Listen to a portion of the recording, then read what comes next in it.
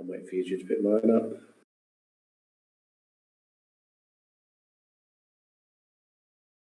Connect streaming software. I have. Come on. Oh, there it is. Here we are. We're in.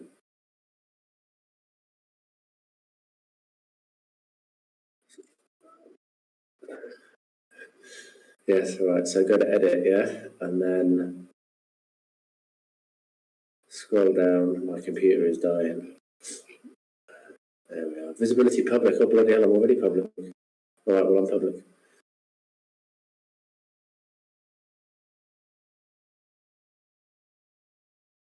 I'm public.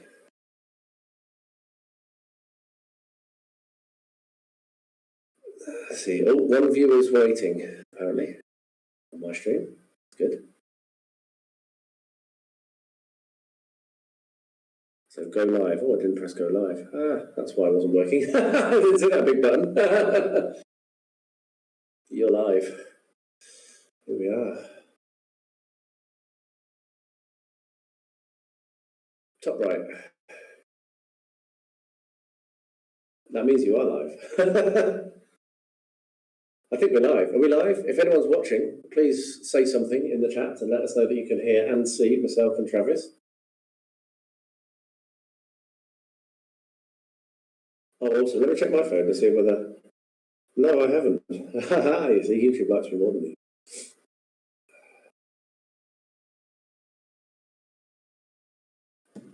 Cool. 2 viewers. There's 2 people now, apparently. Good, good. Excellent. Oh, and one's gone. Yeah, I'm not watching that bearded idiot.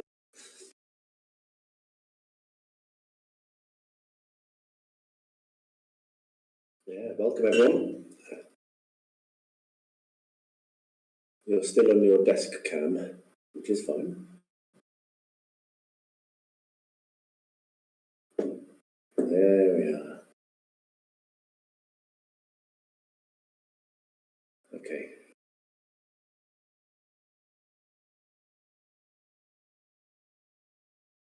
That's cool.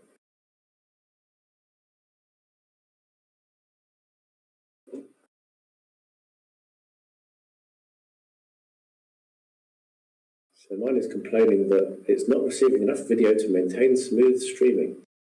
So that's probably OBS being shit, to be honest, rather than anything else.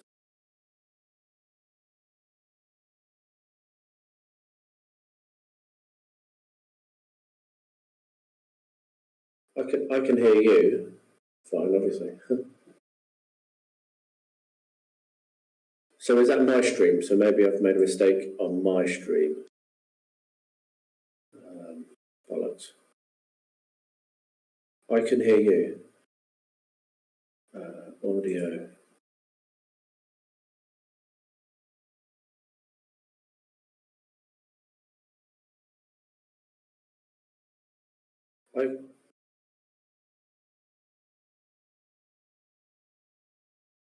And I can see you going through OBS. I can see your signal when you talk.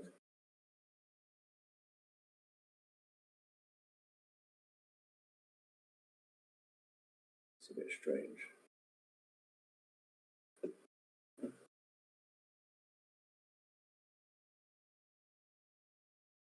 Yeah, that should be fine.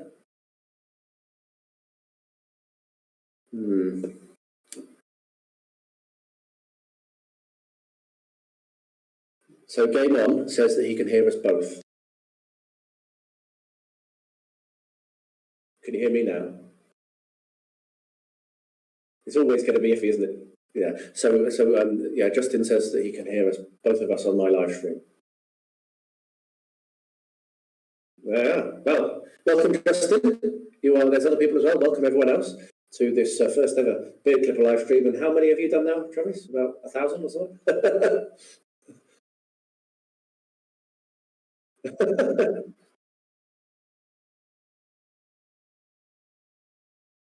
Yeah, it's exciting. I'm looking forward to it. So the concept is winterized for Christmas. Myself and Travis are doing some scatter terrain for Chain of Command, based on winter miniaturising some scatter terrain, basically, as simple as that. So what Travis had was a bunch of stuff that he'd done for his summer and spring and normal weather terrain, and had the idea of using this as an inspiration or motivation to get the winter part started. And I have this excellent book, which I hit up to get some ideas from. So yeah, I've just made up some new scatter terrain, scratch built, and it's been a fun December project to get stuck into, hasn't it?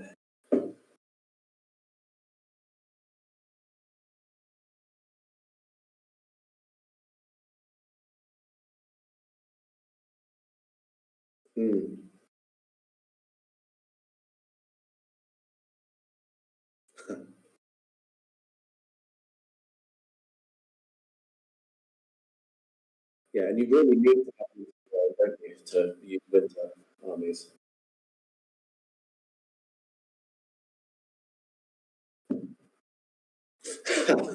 Don't worry about it. We'll just chat shit. We'll be fine. So we have a few on. Thomas Bowden's on. Hi Thomas, thanks for joining. And Leftwind Dragon and Konstantin Christoph. We have a Bulgarian joining us. So thank you for coming on the stream, Konstantin. That's awesome. I feel very much as if there's no one else that does this in the entirety of the country. I know it's not true, but it feels like it sometimes. So it's awesome to have a local darling in. That's really cool. So what's your first thing that you're going to get stuck into tonight then, Travis?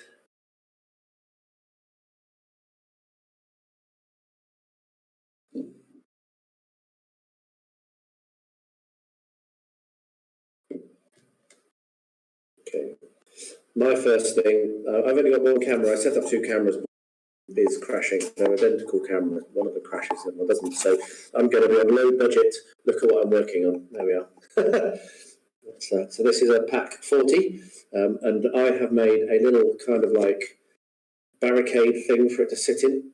So I have a little bit of painting to be done on this, and then it'll be ready. Only got to touch up the wheels.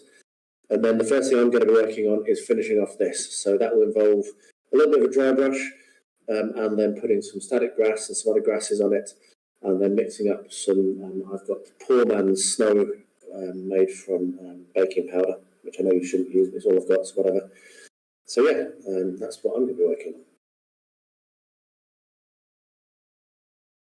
on. Oh.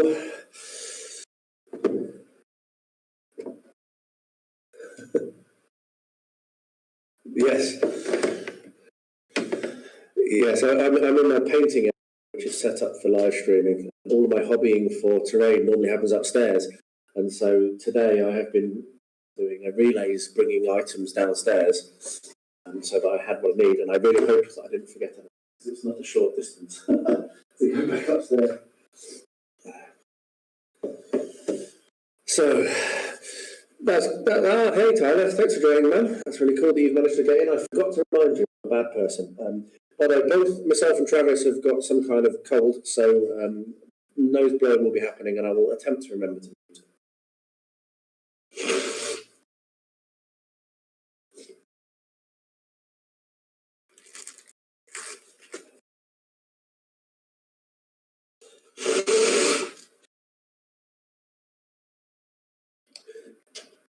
Cool. So Konstantin, whereabouts are you in Bulgaria? I'm in the south, in Kerchli region, so quite a long way from Sofia. I do know there is a little bit of a scene for board games up in Sofia. I was hoping to be at the board game event in the beginning of this year. Obviously that didn't happen. I'm hoping it will next. Are you Sofia or somewhere else? Are you interested to hear where where the community is?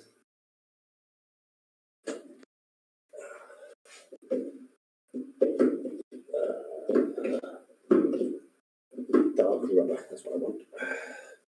That could be misheard, couldn't it? Dark rubber.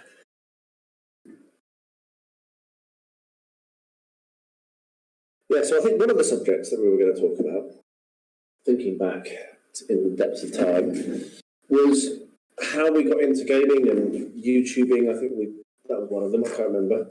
But if it wasn't, it's a good enough subject to start. So yeah, how did you get into wargaming? What was your first love?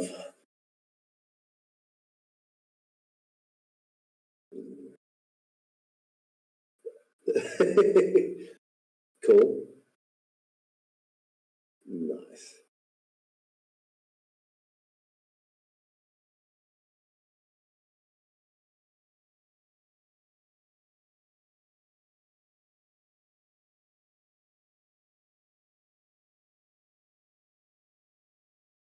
Nice.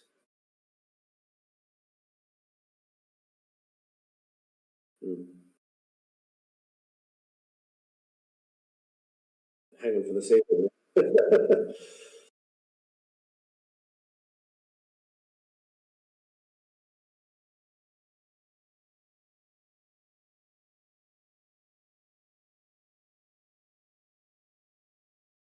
Yeah, and yeah, I mean, well, I was a little bit odd, which is often the case. I have always, well, I had a model railway when my dad made for me when I was very, very young. And I've always wanted one on my own. And when I gathered loads and loads of model railway stuff together, but I've never, we're entering year 7 of our renovation, and we never got to the point where I could actually start to build it. But a few years ago, I was on business and stuck in an Airbnb in Belgium, which is as boring as it sounds.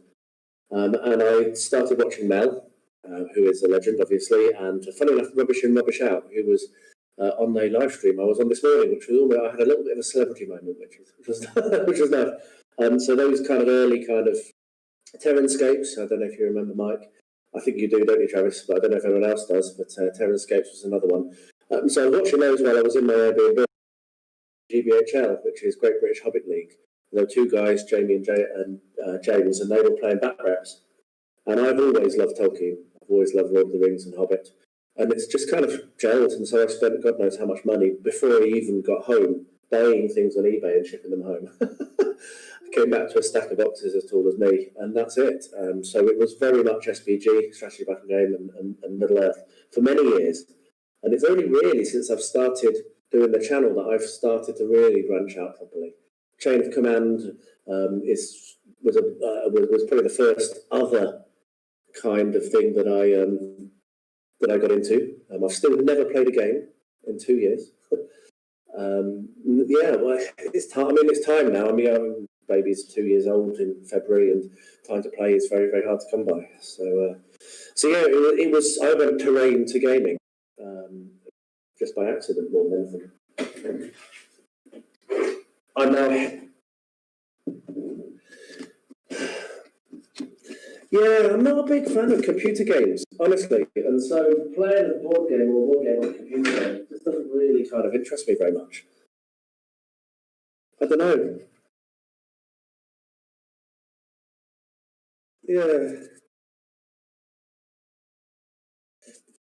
Yeah, I suppose so. I've played some.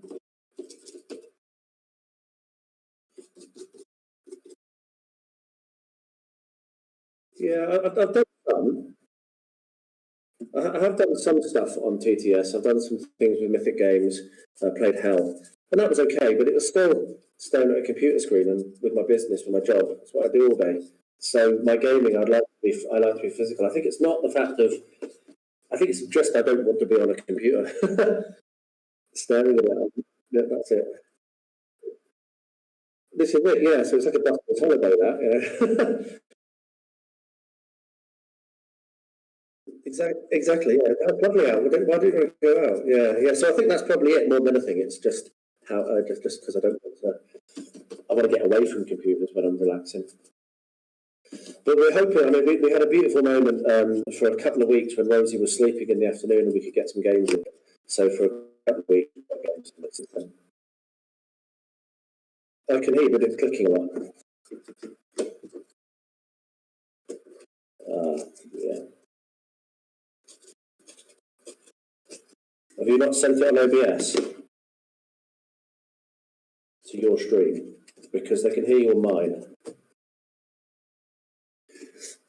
I'm just going to say how much I love dry brushing for terrain. I don't do it very much for miniatures, but I remember the first time I ever dry brushed, and good God, it was an absolute miracle.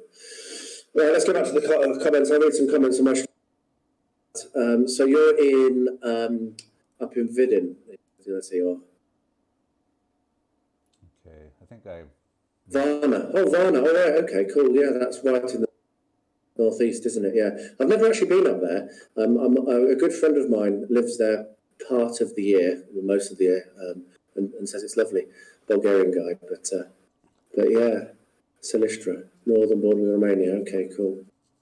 I think I might have figured out why there was no voice on my OBS. Good. We're talking through Discord, so I added Yes. the audio input capture. So hopefully that Default desktop is what I've done. desktop. Default desktop is the input I've chosen, I think. Okay. Twister is my favourite game for a reason. Yes, I bet it is.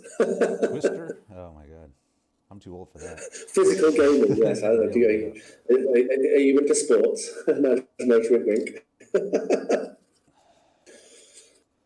Yeah, there's always time for Monty Python. So have you managed to resolve your output on your chat stream? To what? Have you resolved your output on your stream? I don't know. I think so. I don't know. Let me. Why is it not changing? The eccentric man, welcome on board, sir. Hold on. Okay, here we go. Now hopefully the voice is working. I don't think I had it on OBS. I don't think I had the microphone turned on. So we're talking through Discord, fine, but I think on the stream through OBS it was not. Yeah, it wasn't.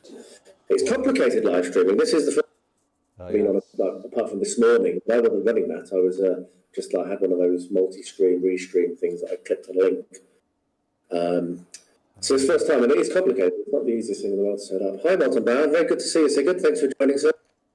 So if anyone missed, what we're working on, the concept for this is myself and Travis having a bit of fun up until Christmas Day, doing some winter terrain. So what I've got here is a little gun emplacement, which is going to have my little pack 40 sat in it, and I've just been dry brushing it, and now I'm going to put some static grass, but I'm not going to applicator, so I'll just drop it in, and some tufts, and then I'll make it snowy. So if you watch my vlogs, you'll have seen this start, but I'll hopefully finish it tonight. So let's get some product placement in. Geek Gaming, Geek Gaming.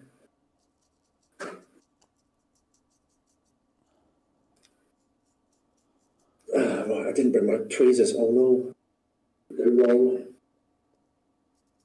I hate applying tufts without tweezers. Yeah, It sticks to my fingers. I actually am in my workshop, so I could get some like needle-based pliers. Just one second. Yeah. I'm just applying base coat to this.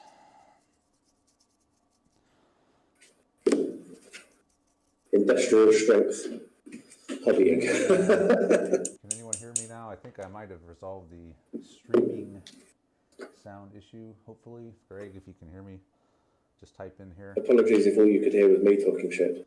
Actually, Greg could just join in right in the Discord. Yeah, join in and bring your winter terrain and get stuck in. Oh, Greg's so let's get some. He's always got a project going. Let's get, So it's the best way. Stream's current bit rate is lower than the recommended bit rate. What? Oh, mine complains about that as well. It says good connection, and then right next to that it says the bit rate's too slow. Oh well. So yeah. So this is the proper tool to use when you're putting a. Might not work. Okay, so all right. I think I got the sound. Yeah, like you said, there's just so much stuff. There's the OBS sound, there's the Discord sound, there's the various inputs and everything. So I think I've got it all sorted out. Fantastic. We'll find out, but it looks like... if anyone can't hear this, shout. Okay, hopefully that'll resolve it. So, yeah, so thanks for joining. Yes, Tyler, banging coconuts together, yes. Okay. Let me see if I can. So what were you working on in the chat? Anyone? Anyone working on winter terrain? Anything? Anyone been building along with us for this little kind of fun winter challenge? Let's see if I can read some of these. Let's see here. Audio all good for TT on YouTube. Beard clipper is clipping a lot though. Okay. Well. Oh, I still need to sort that. Okay, let me. All right. So which one is it? It might be OBS that's. Yeah. So who do we got? We got Panzer Shrek, Thomas Braden, Greg, Chris Waite, Chris Peralt, and Marcelo. Is there a way you can see a list of who's in here? Oh. Not that I'm aware of, but I was surprised to see that the live streaming window. I was starting to worry about how I was going to see what people were saying. So I'm so new to this. I know very little. Yeah, it's all new to me. Switch back. Cool, Left-Wing. Do you have Instagram? If you do, then if you post that up on Instagram and use the Winter Ice for Christmas hashtag, then we'll be able to see that. And if I can work out how to, I'll even flash it on the screen. Your picture, not me flashing. Are you? Cheers, Tyler. Thanks for that. Yeah, I'm not Discord now, so thanks. So we're Panzer Shrek. Where are you from, Panzer Shrek? So you must be down in Australia if you're. It's Monday. Okay. Cool. Thank you. Right. So this is going out on let's your do some. Okay. Do some. I forgot how long it takes. So we're actually working in different scales, aren't we? You're over 28 mil with yours. I'm working 28. Yeah, that was another thing I was thinking about. Topics. I thought about this one this morning. Like, if you could start all over again, like go back to the beginning, what would you change anything about, how your hobby's gone? And for my thing, I was thinking I would love to have done all of my World War II stuff in 20 mil instead of 28. I'm happy with my 20 mil, which is what I've got, and that was a complete accident. It was just because I had loads of 1/72 scale models that I thought I could use, and they're close enough. They're close enough for. I do love it because it's easier to build the boards. There's more terrain. There's more open space. Like if you're trying to recreate let's say a pint-sized campaign map on the tabletop in 28 mil, it's pretty hard because everything's got to be more compressed, closer together. There's not all the big spaces like you see on the example maps in the campaign. And if you're at 15 or 20 mil, you can do that a lot easier. I played 15 mil for the first time in a war game the other week, and it was really good fun. It was playing what's the name? I can't remember the name of the game, but it was just moving bases around with lots of miniatures on, and it worked really well. It was really nice to get so much on the board, like you say, even better than 20 mil. You could get so much more space, have so much more of a big overview of the game. It was really good. Just to say, Justin, yes, of course, people can drop their links to their channels in the chat. Absolutely, please. That's what this is all part of, building community and getting to know people. And so, anyone wants to share their channel in the chat, as far as I'm concerned, knock yourself out, go for it. That'd be really cool. And if I can, I will come back and follow you all when I finish this. Alan, thanks for joining, Alan. Currently working on 28mm SYW for sharp practice. Adding more French and Germans in 15mm for chain of command. I've been shot. So there we are. That's Mr. Downs. I appear to have stolen him from your stream. Mr. Downs, Alan? Yes, Mr. He's watching on your channel, not mine. I see how it is. Yeah, man. This is it. This is like a jumping ship. This is crazy. After last night's game, when I won't ruin it. But Alan Downs played a big part in that game last night. When's that going to go live? Probably tomorrow. I still got to edit it. Editing's taking me a lot longer now that I got this new editor, so I'm trying to So, add some different stuff, so it's just taking a little bit more time than my old editor. so for anyone who doesn't know about Tabletop CP, let me just speak effusively about Travis and what he does. Generally, this, as you said at the beginning, like this, and terrain is something that's generally not. I mean, you do have done it. He does some really good videos of how you've done terrain, but it's not the core of your channel, is it? The core of your channel is playing bat reps with Andre and other friends. And if you aren't a subscriber, I can't say enough. A lot of battle reports on the internet are boring, frankly. I find them very hard to watch. People are either talking too fast or they're not having fun. They don't seem like they're having fun. They're too serious, or it's terrible footage or whatever. But I know you've upgraded recently, so it's even better. But ever since I started watching you, which has been years now, it's always been lots of laughter, lots of fun. You can always tell that you're having a giggle. There's been a couple of games where you've obviously it's been dragging, but you don't hide that. So I really recommend anyone who's not yet subscribed to Tabletop CP, jump yourself over there, and you really won't regret it. What you're doing quite a few variety of games now, don't you? I mean, I got into you from Chain of Command. That's how I found you. Yeah, but you've really widened your. Too many games, probably more than our brains can handle. It seems like, but. It's fine. We like to branch out and try different things, and we just got that new Western game, or not new, Dead Man's Hand. It's I'm going to be talking to you about several years old, but it's new to us, and it seems pretty simple. We were watching, I was watching the Seventh Son channel, and he's done, he has a few of the Dead Man's Hand bat reps, and they're really cool. So that's an example of a channel getting me into to buy a game. Was his reps were really nice, and they showed what the game was all about, and just he went straight through it. There wasn't a lot of BSing around like we do too much of probably sometimes. Now I gotta wait for this shit to. I don't think you do any BSing.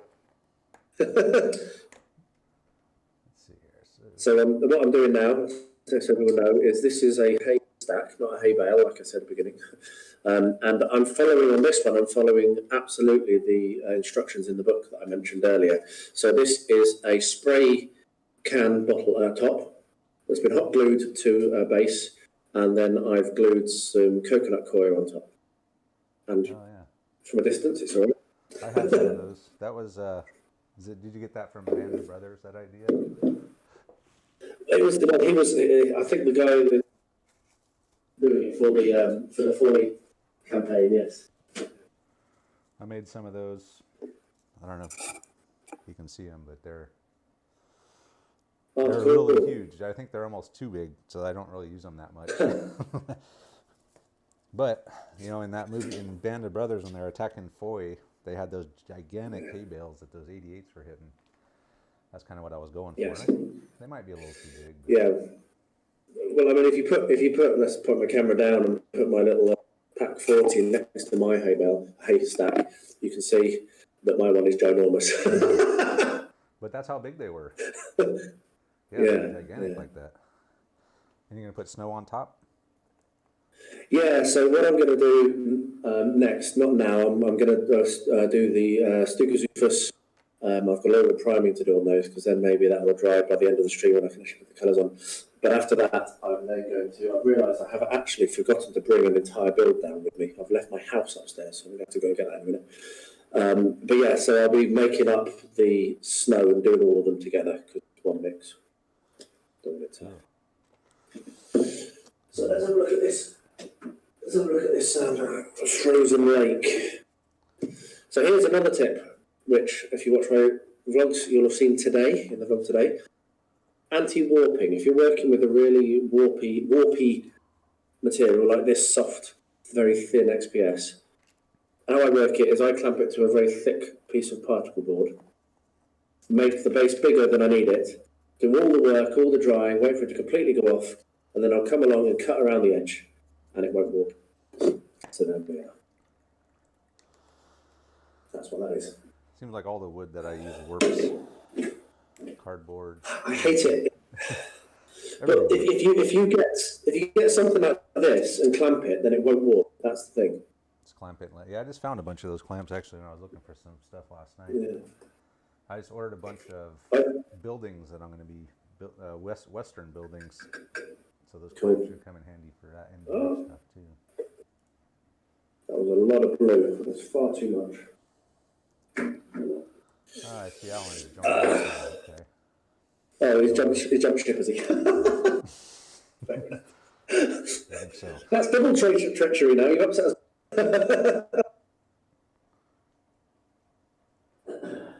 Yeah, I've even done this technique with cardboard, and it hasn't warped.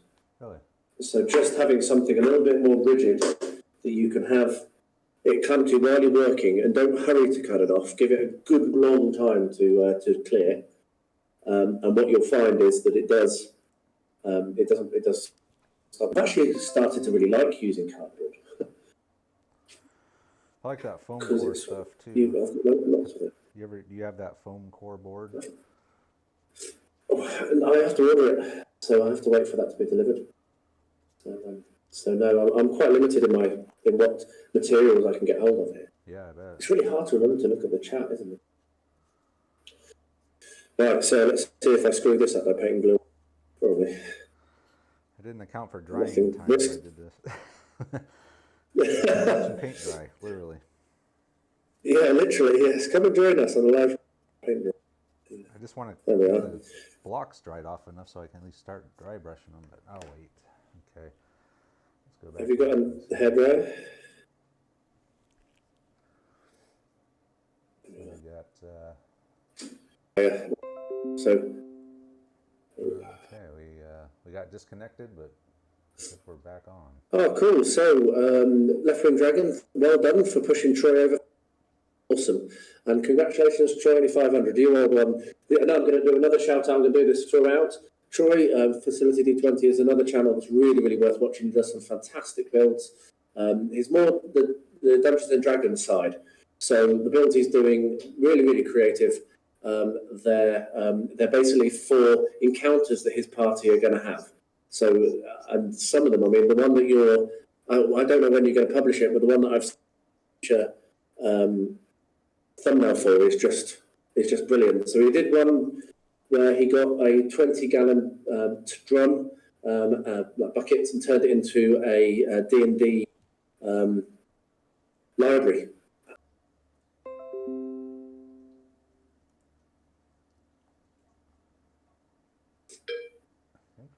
Everything good there, Troy? I've gotten 2 notices that say OBS disconnected, but then it reconnected. So I don't know what the hell's going on. Probably just crappy internet. Stuff's on. OBS is dodgy as hell, isn't it? Yeah, this is the first time I've really used it. Let's see here. Let's go back to this camera. I'm going to let that dry. Cheers for the tip, Troy. Quick ice shards. You can break up a CD case, then spray it with matte varnish and a slight light blue dry brush. The technique which the guy has in the magazine uses clear plastic as well, but I'm going to try that. That's going to be my 6th piece of scatter terrain. But I had this roller from Green Stuff World, and I just wanted to use it. That's why I'm doing this. So let's clear my decks and do some reads. It's time for me to start painting these blocks finally. I can still Excellent, see some. dry. Yeah, it's dry enough. It's all going to get snow on it anyway. So if there's a little bit of brown showing through, so what? This is true. Seems a little. So what I'm doing is something which I saw someone do, which is untwisting these little kind of like string to turn into long grass reeds. So we'll see how well it works. I've not done this before. Looks like, are we still connected here? Hello? I am. Can you hear me? I can hear you. It looks like my screen though is nothing's moving on the live stream. Oh yeah, you're frozen. You might need to turn your camera on and off. Oh. Okay. Or change source, and that should kick it. That's what I normally do when that happens. Change to the other camera again. Right. There we are. I can see you. There we go. Okay. I'm going to the dark side. I'm using this. super glue. We'll get through this eventually, somehow. This is the first time, so it's going to be a little rough. Yes. For example, I didn't have my sound on at start. Let's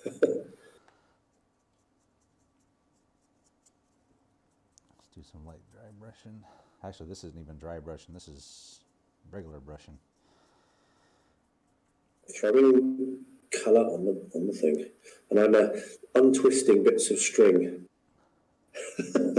The things we do. Have you ever considered how weird is our hobby? I mean, it's awesome. Don't get me wrong. I'm not saying it's not awesome. Everything I look at is pretty much everything I see. I'm thinking, how could I use this? Then I wind up holding on to a bunch of crap, and years later I throw it away. And then do you find that just after you throw it away, you want? Yep, you need it again. Exactly. That's how hoarding happens. It's like, oh, I might need this one day. So you just hold on to everything. And eventually, this is the benefit. They're buried. Yes. Oh, yeah, you're literally. This is the benefit and the curse of my house, my building. I've got so much space that I really can hoard and hoard and hoard. And Angela, fortunately, is very long-suffering. Puts up with it. Where the hell was I? Oh, yeah. Still got 11 people watching me untwist. Yeah, I'm impressed with the... I have 9 people in here, but my connection's been going in and out for some reason.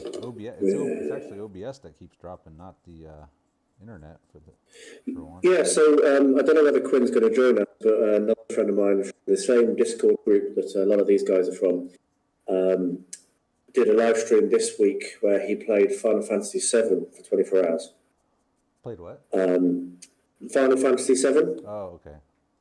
They said Farm just Fantasy. the computer. I was like, what the hell? That's something entirely different. Yeah, Farm Fantasy live stream. Okay. Yeah. Yes. No, Final Fantasy VII. Yeah. But it was really, really odd.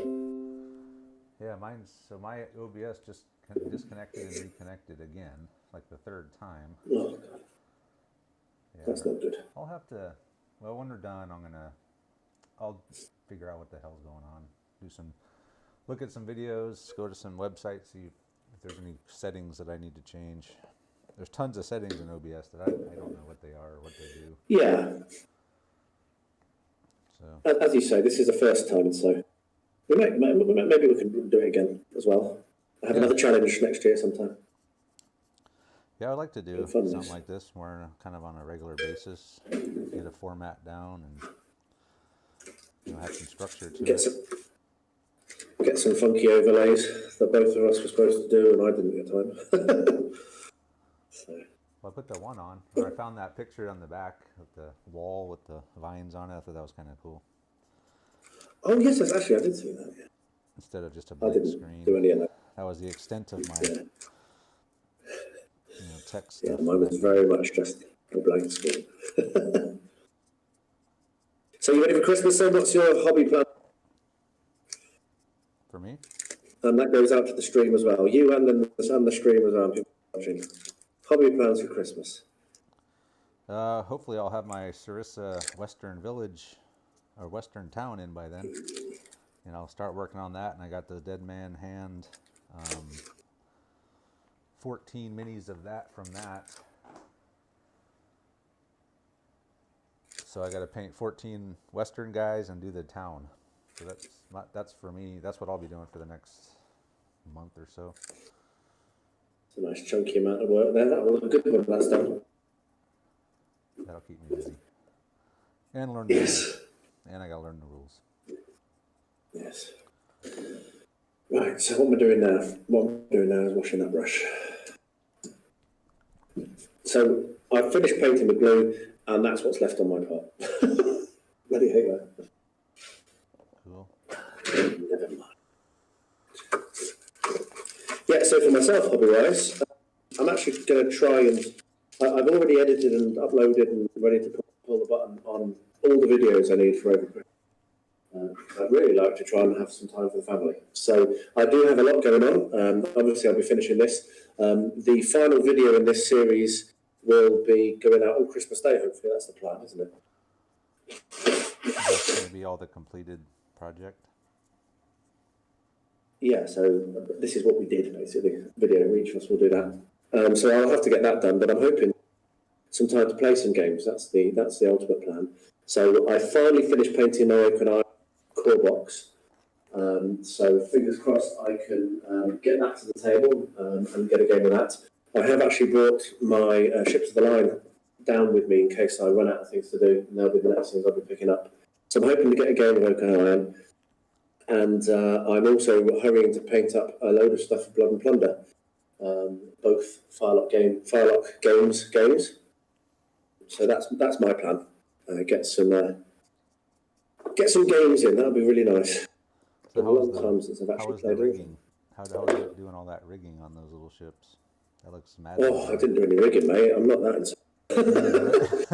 I struggled enough to get the colour of the sails right. Oh man! I painted them about 4 times. That's kind of why. Really struggled. That's why I think I could never. I would love to try one of those sailing games, but I don't know if I could handle doing the rigging on those that small. And would you feel that you had to do the rigging then? Is that? I think I would have to do it. Yeah. That's why I won't start, because I know I won't. Well, it would drive me insane. That's what would happen.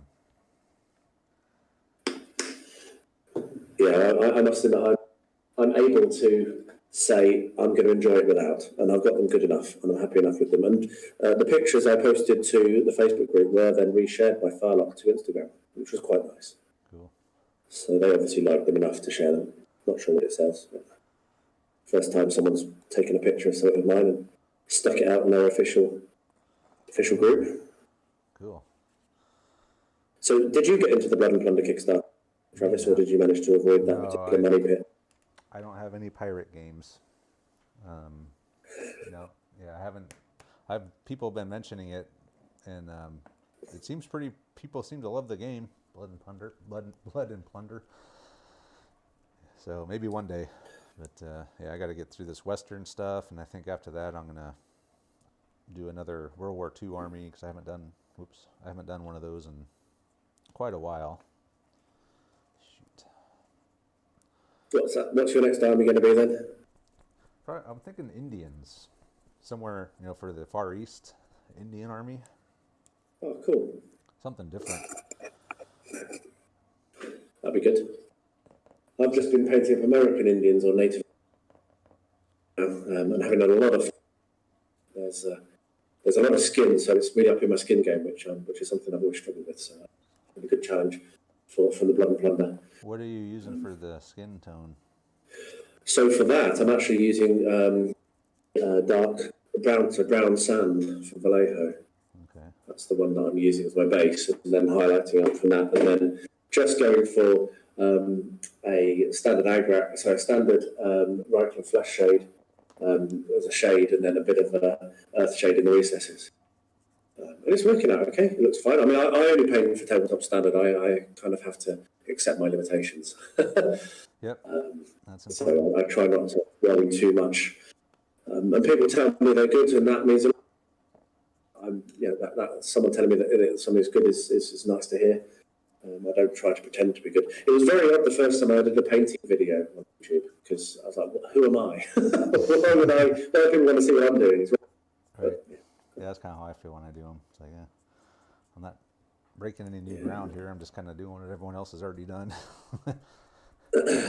Well, I'm going to jump back to the chat very quickly. So airbrush, yeah. Oh, don't talk about airbrushes. So Constance is still in the room. Good. Your dad was surprised when you go to the workshop to gather sawdust. Yes, sawdust is a fantastic commodity. I shop bought flock the first time when I first started, when I was in Belgium, when I first got into terrain making. Came back, I saw a video either from Rubbish in Mel or whoever, how to make flock from sawdust, and I still have the original little pot of shop-bought sawdust, shop-bought flock, because I've got exactly the same colours as I want. Someone else decided what tone the grass is. I've got the grass colour I want. So yeah, it's really cool. So Chris, hi mate. Thanks for joining, man. Good to see you. Hope you're doing well. And Eccentric Man tried live streaming games on the channel, but my computer and graphics couldn't cope. One every 5 minutes. That sounds like poor Quinn's one on Thursday. Woodland Indians, cool, nice one, Thomas. 26 War of the Roses figures painted this week for the War of the Roses challenge. World War Roses challenge, cool, nice one.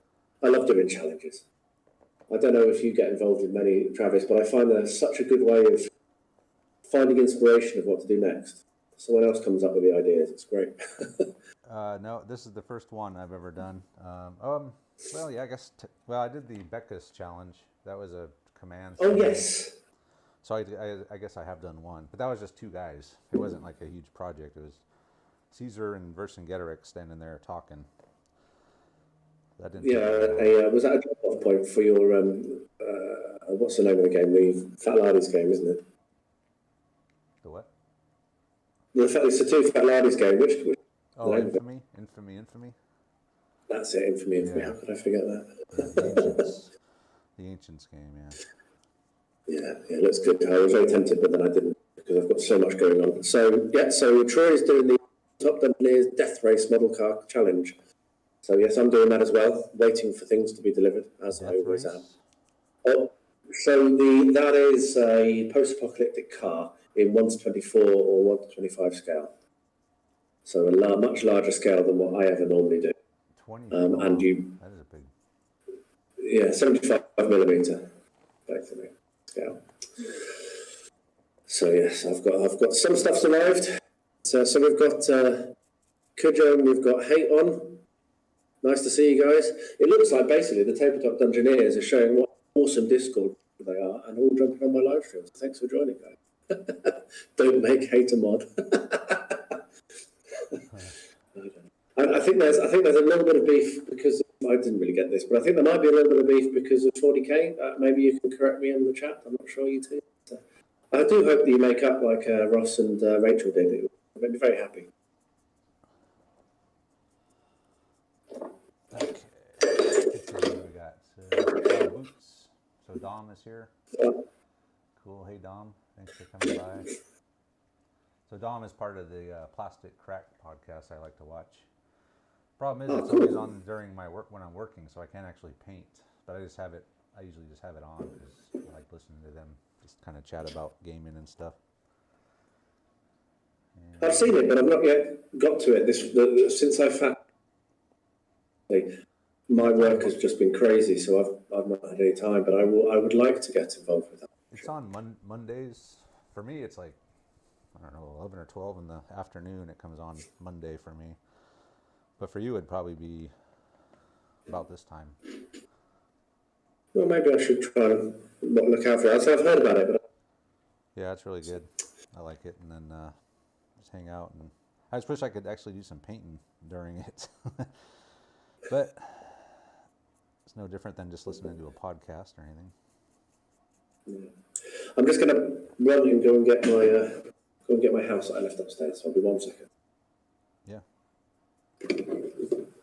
So we got here. Panzer Shrek says, my big challenge is going to be starting painting my Imperial Romans for Infamy in over 25 years since I painted 28 mil. Which one are you? I'm sorry, Imperial. Okay, Imperial Romans. Yeah, that could be a challenge. I guess it depends on the level of detail. If you're going for just a tabletop standard, it probably wouldn't be too bad.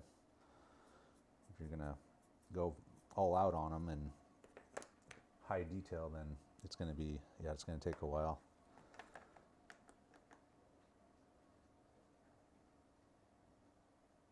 Cool. Like Perry from the Perry Brothers? One of the brothers? That's cool. I just saw that movie too. The miniature Wargaming. I'm back. How embarrassing. Have you seen that? What's that? Sorry, I'm back now. Yeah. Have you seen that, the Mini Wargaming, the movie? No, I haven't. It's pretty cool. No. I rented it. I don't get to watch many movies because I'm always sat at my desk. painting. Yeah, I don't watch a lot of movies either, but I watched that one just because I saw some recommendations for it. And, I mean, it's about Cool. mini wargaming, so I figured, what the hell, why not check it out? And it's pretty good. He talks a lot about is it on streaming? yeah, it's not. You can get it on Amazon or whatever, but like half of it is kind of the history of gaming, and then the other half is like three people's personal stories about, and they're all people that own small one-man gaming companies, mostly terrain or mini making, but yeah, they're pretty brave, man, going out there and that's what they do. I mean, they're scraping by on making and selling minis, and they don't have another job. That's pretty brave, I would say. Like, I would never do that.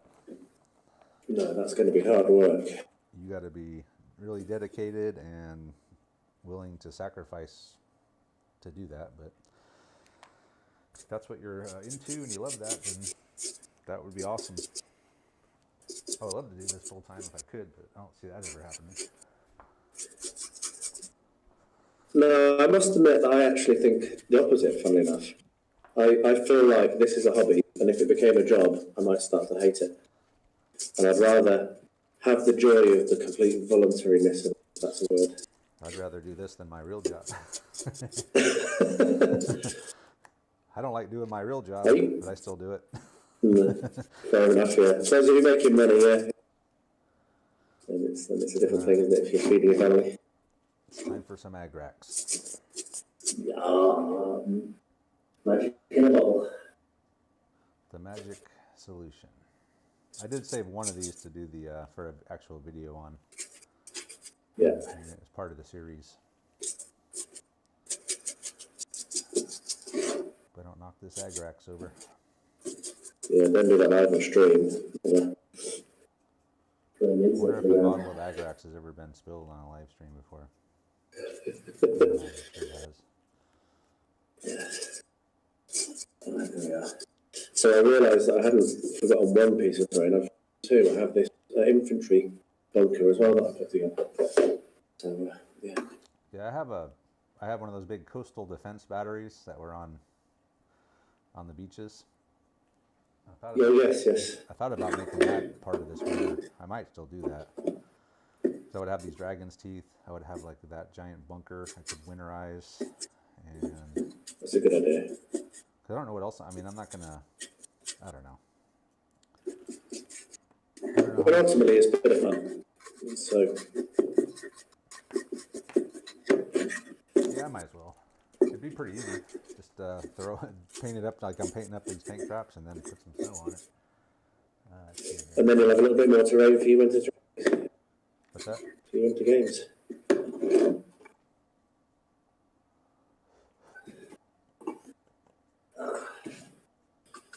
Yeah, so it's did I see that here? 10 o'clock. I thought I was going to tell Andrew when 8 p.m. UK time Mondays is when they do the Plastic Crack podcast. 8 p.m. Which one? 8 Which p.m. time? UK time. Oh, so that'll be 10 p.m. my time. That's possibly. Having a 2-year-old child near enough, being in bed by 10 is generally my aim. Yeah. I mean, you can always watch She it. She sleeps well, but well, this is it. I will do my best to get a watch I can this week. Yeah, that's really cool. Slowly slowing down towards Christmas and having a little more time to do things to do during the day rather than work, which is good.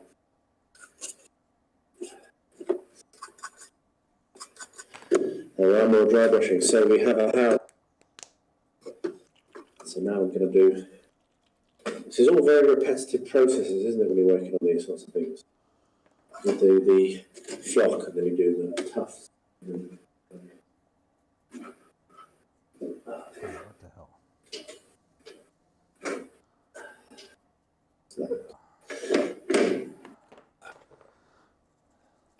Oh, zero. So Troy says he's been meaning to watch that. I presume that was referring to the film we were just talking about. Sounds like it comes highly recommended. Oh, the Wargaming movie? Yeah. Yeah, that's good. It's it's not like some giant production company either. It was like one guy did it. So yeah, I rented it. Just I wanted to see it and help him out. And it's good. Definitely worth the $5 to rent. I think it's only $50 to buy. I will have a look for it on my Amazon and see what. Because now that I've set all this up here for live stream, and a screen on the wall, so while I'm painting, I can actually do those things now. Right. What's going on? Damn winter time, nothing's drying. My fire is burning very, very happily. I'm actually too warm now. I did not expect to be. A little bit. Actually, that looks kind of cool. Interesting. Okay, we're gonna let this dry a little bit more. Put it in front of my heater. So it's your boots. Don says I want to retire and earn some extra money via the hobby. Not sure how though. Well, there's only two ways really. You either do Patreon or you monetize your channel. If you're going to try to do it through this approach instead of making minis or writing rules or something. If you want to do it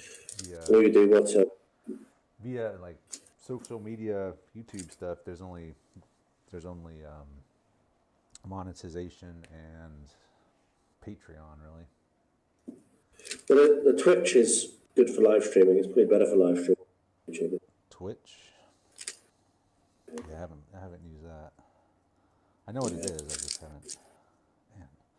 haven't used it. I think making a living from YouTube. I'm just surprised I was able to actually figure out how to go from Discord into OBS into YouTube. That's a miracle. Barely for both of us, that wasn't it? Yeah. Yeah, I think making money out of the hobby is very. I liken it to the music industry. There's a couple of superstars that do, and everyone else is scrabbling for the scraps underneath. Yeah. Yeah, they're never going to make. You could make decent money through Patreon. You just have to have it. You update it and stuff all the time, and yeah. You're not going to be retiring on it or anything, but it gives you some money for hobby stuff for sure. I know a few people that have left their jobs. A couple of friends have quit what they were doing and now do YouTube full time.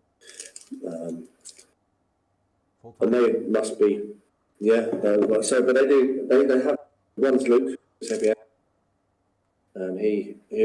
did it, didn't he? He was a musician and a tradesman, I believe. So he played bass in a band, and he also did home renovations and stuff, which is where he got a lot of his skills from. And he now just does the geek gaming. So, but that, again, he's a shopman. He supplies terrain materials. Yeah. So he's not making a living from YouTube as such. YouTube is almost potentially a lost leader for marketing. And the income he'll be getting from that is very, very small. And then the other one is Lockie from Zorpazor, and he quit as well and is full time. But he also supplies Australia with materials and products. So he is a geek gaming reseller, and he also does terrain. So he makes terrain commissions. So yeah, I think you have to have multiple. As a kind of a replacement to your full-time job. You can't just, it's not just YouTube, it's just not plausible. Yeah. Even Luke Tower with 1 million subscribers still flies his aeroplane, for God's sake. Yeah, we'll never have that, not doing historical gaming.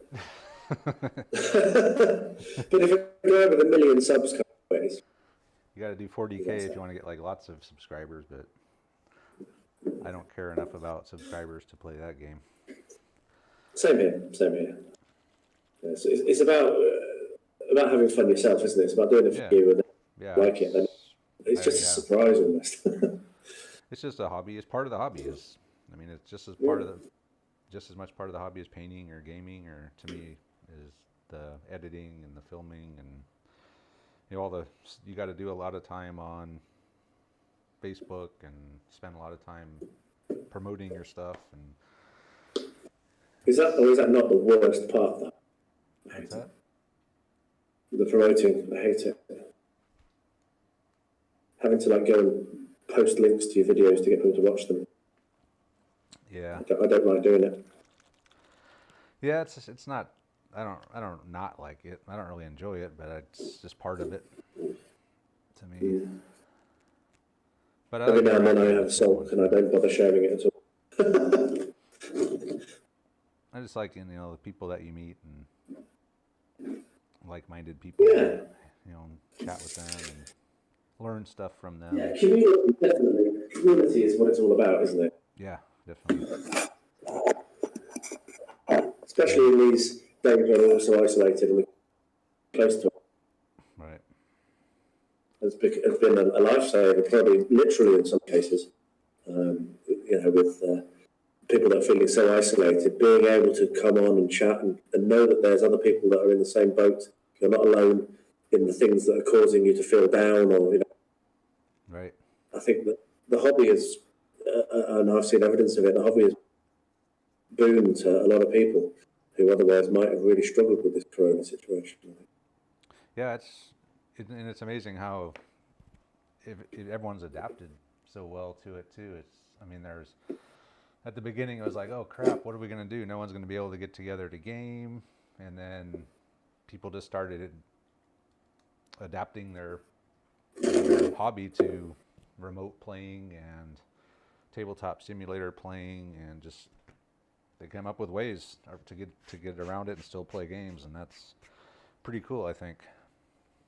It shows the resilience of the community, so we're be in. Yeah, definitely. I think probably maybe other communities are like that, but the gaming community seems to have really excelled at this. Tabletop simulators.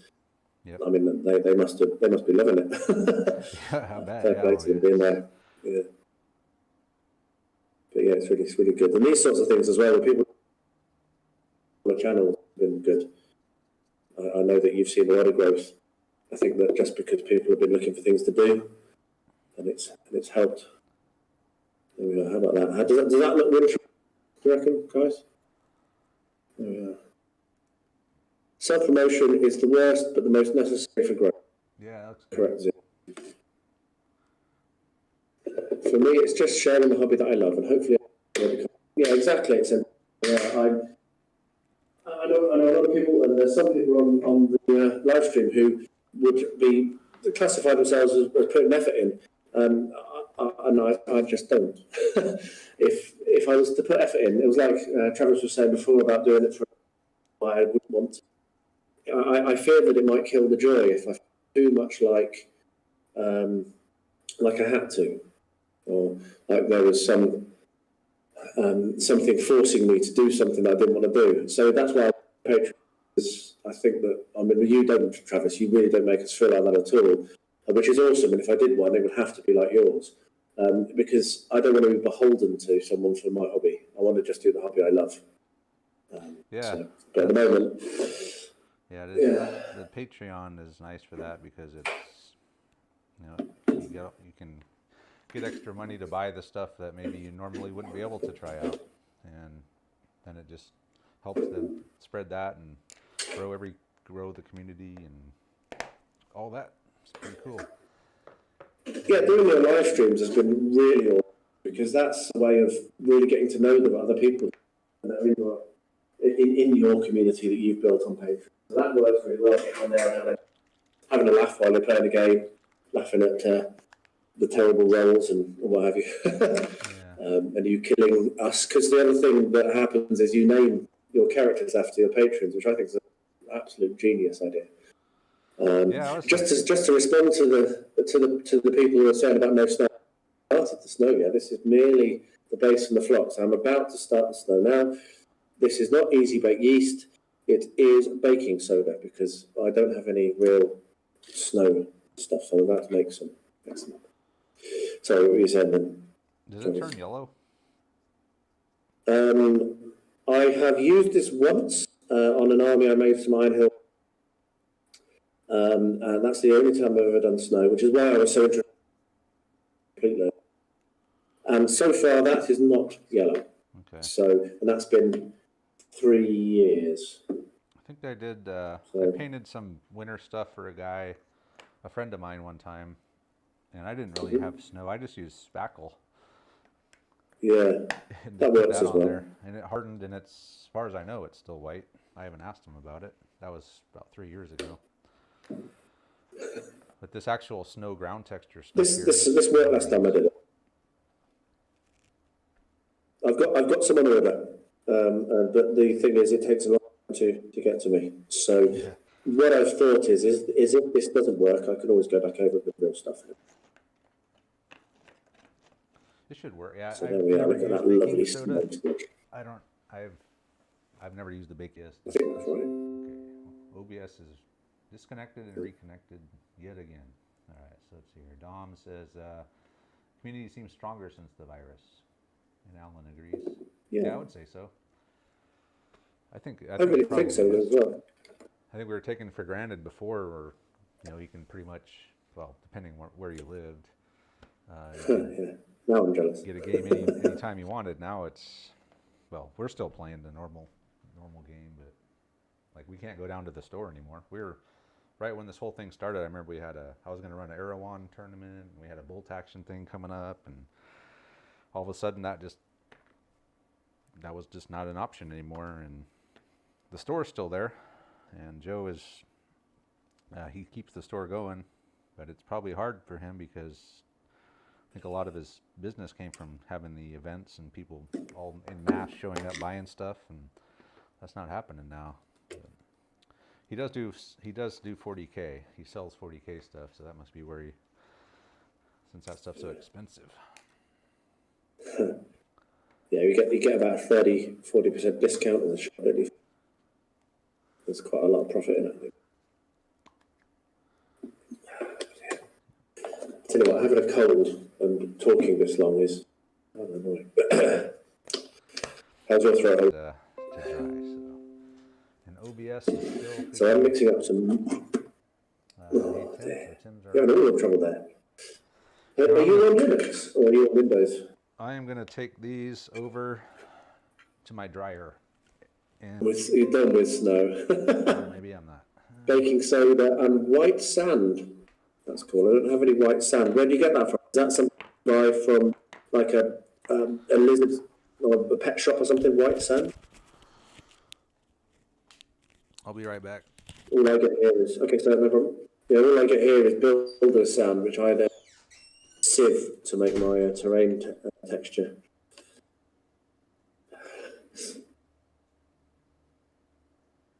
Troy's got snow for all of us. Yeah, you should send some over. It might not survive. I don't think it will just melt.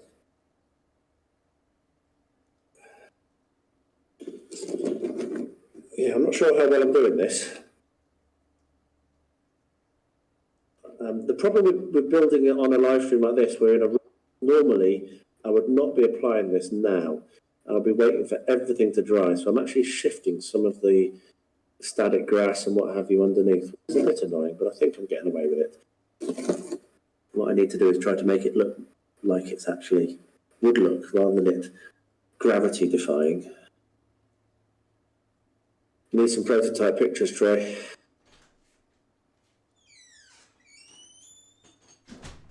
There we are. Sorted? Okay. And it's Sorted? Agrax to dry now. Cool. I'm just slapping white stuff all over this. I'm hoping that it doesn't look too short. So one of the other ones I remembered was D6, D10, D12, D100. Oh yeah, yeah D. Yeah, that's right. I do like the D10s. I was all D6 most of the time during my 40K days. D6 obviously, and then bolt action and I didn't really have any experience with the D10s until I played Warlords of Erewhon. And I liked it. I thought it was cool. I think if I ever wrote rules, I would probably use D10s because there's just more chances to add various modifiers and make it easier to hit, worse, harder to hit.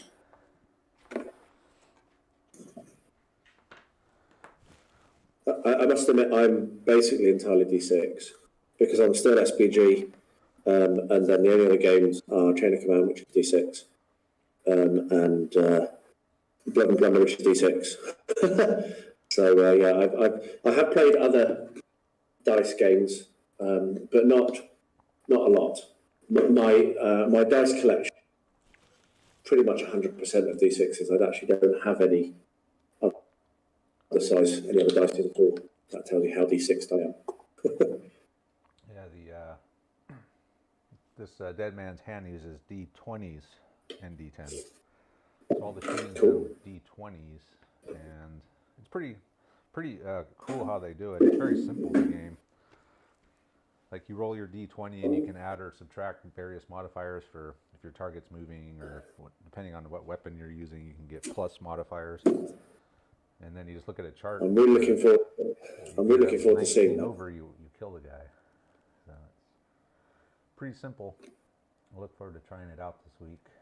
I got some guys painted and I'm ready to do some test playing. Will you be opening that onto the live stream for the patrons? Yeah, I probably will. Good. I'll be there. I don't know if any of you guys are played Dead Man's Hand. But I just watched. I will be there. All I did was watch the Seventh Son play it. I think he's got 2 or 3 bat reps of it, and by the time I got done watching those, I pretty much could play the game. That's how simple the rules are. He explained it really well while he was playing too. So I feel like I could pick that game up without even opening the book and get most of the way through it, which is good because after playing, we got Infamy, and that is the opposite, and it is full of rules and very crunchy, and it's... Doesn't that have some things where sometimes you're aiming high and sometimes you're aiming low? To me. Let's see here. Tim says all you guys are good at me in the sharp practice. With AWI, yeah, we got to do another AWI sharp practice game. I kind of feel like now that we got the Napoleonics, that our American War of Independence guys are kind of being neglected a little bit. So I think we just did a bat rap last night with the Napoleonics. So I think the next sharp practice game, I'll try to remember to break out the AWI stuff again.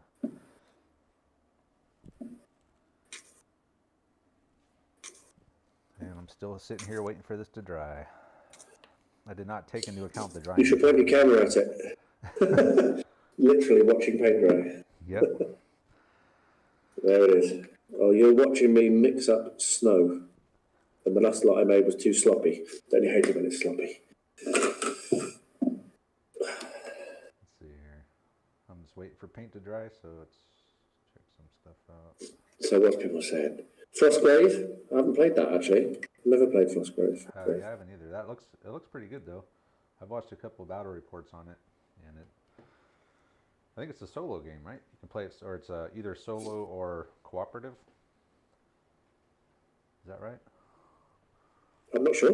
That was Troy. Troy, is that? What about FIW, Travis? Thomas Braden's asking. It's what? What about FIW? I'm not sure what that is. Oh, Flames of War. So, Flames of War. Ah. Yeah. I did play that back in the day, version 3, and I got a shitload of 15 mil stuff for it.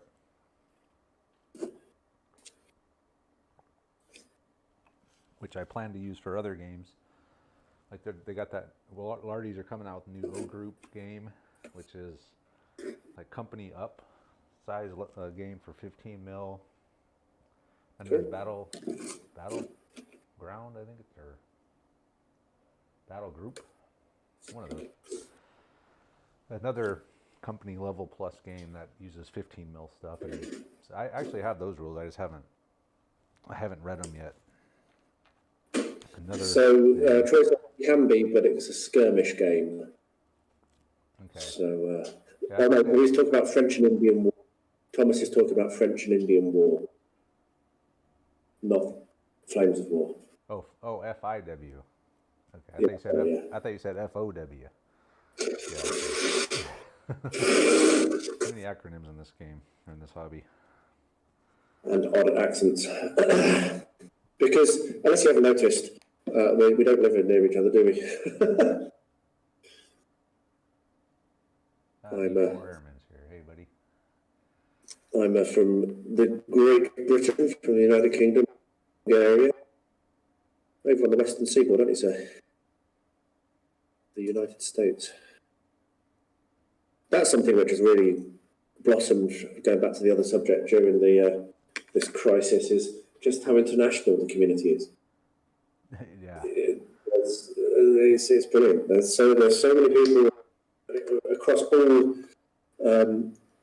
time zones. So I take part in the Ukraine challenge, which is a really fun monthly challenge run by a guy called Joe, who's I think is Australian, living in London.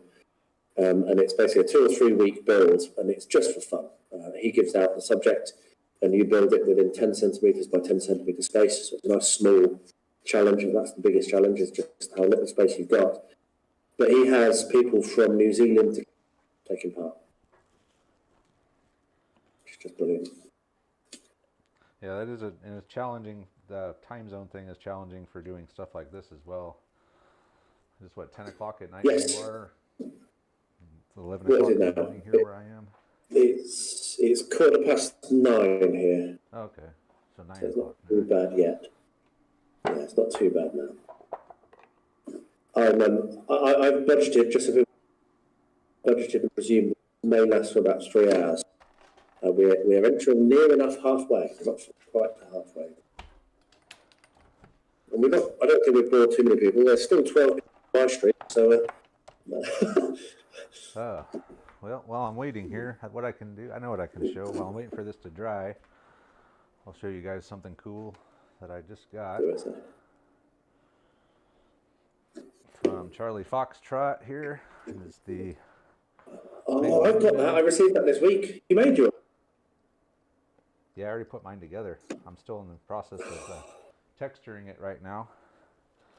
Oh, but it is pretty mine's still cool. In its box. And yeah, Colin did a good job on this thing.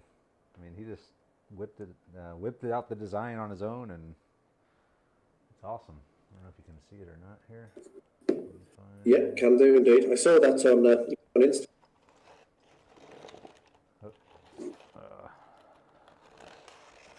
Where am I going here? It's hard to find. So, but yeah, that's it there. And it's the top, it turns. And this thing is to keep it in place. So yeah, it's really cool. I just need to add the sand to the outside. I guess I could do that right now while I'm waiting for the... Yeah, why not? I mean, we don't have to just do stuff for the... While I'm waiting for the too. Other stuff to dry. I was really impressed with that Charlie Foxtrot Kickstarter. I do it now, and I can tell you what, that was probably the best run Kickstarter I have ever been in. He absolutely smashed it. Yeah, he got it out there. I mean, that's the first, well, actually, I didn't even do the Kickstarter. He gave me the Kickstarter deal, but we just did it not on Kickstarter. We just did it between each other. Because Kickstarter would not, but the idea that you have to wait sometimes a year, you might have to wait a while to get a Kickstarter project. Only a year? That would be all right. Like I said, I've never done one. I've just heard horror stories about, oh yeah, I'm still waiting on my Kickstarter. Well, didn't you do that like 2 years ago? The longest one, so the longest one I've got is, I think, Airflick. Firing line. It's a dexterity game. Really simply, just throw the mat on the table, pick up a couple of 2 or 3 planes each, and then we've got someone joining in, and then you go for it. But that one, simple game. That one is delayed now. 2 years. 2 years. It's just. Yeah. Yeah, I've heard Yes, Kickstarter is a whole other subject. some people love it. I don't have a lot of experience with it. I don't have any experience with it, I should say. Except for this, but this wasn't even like a Kickstarter. No, well, Oak and Iron was Kickstarter. That's how I bought it. I backed that on Kickstarter. And I've got that. Joan of Arc, based in the time of Joan of Arc, 100 Years' War. That's Mythic Games. And that's what got me into it. But that was delayed. Mythic have started to get a lot better with but I'm waiting for Solomon Kane, and that's quite a long way delayed, but I'm quite excited about that.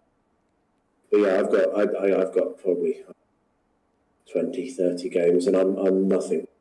People I know have more than you can never imagine coming from Kickstarter. It is a very addictive thing.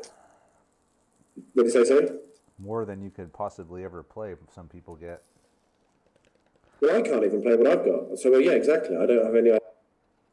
But you've got people that are backing 200, 300, 400 games. That's crazy. 100? Yeah. Yes, 100. Yeah. Yeah, I thought I was bad playing. So, Thomas Braden's asked, Travis, how did you texture your windmill? That's a good question for you, sir. How am I texturing it? Yeah, how did you texture your windmill? I use spackle.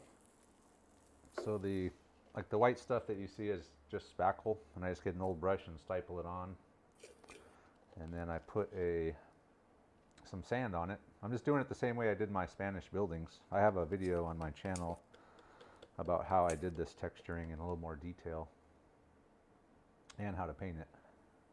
But I'm doing the same technique. Put a spackle on with a brush, some wet, very diluted spackle, and you just smash it on there. And after that's dry, I go through and get some paint or some glue and do the same thing to stipple it on, and then drop some sand on it. For our non-American friends, spackle is it's like wall filler. You use it to fill holes in walls and stuff. Yeah. Joint compound is another word for it, I think. Yeah. This building being round is it's a little different.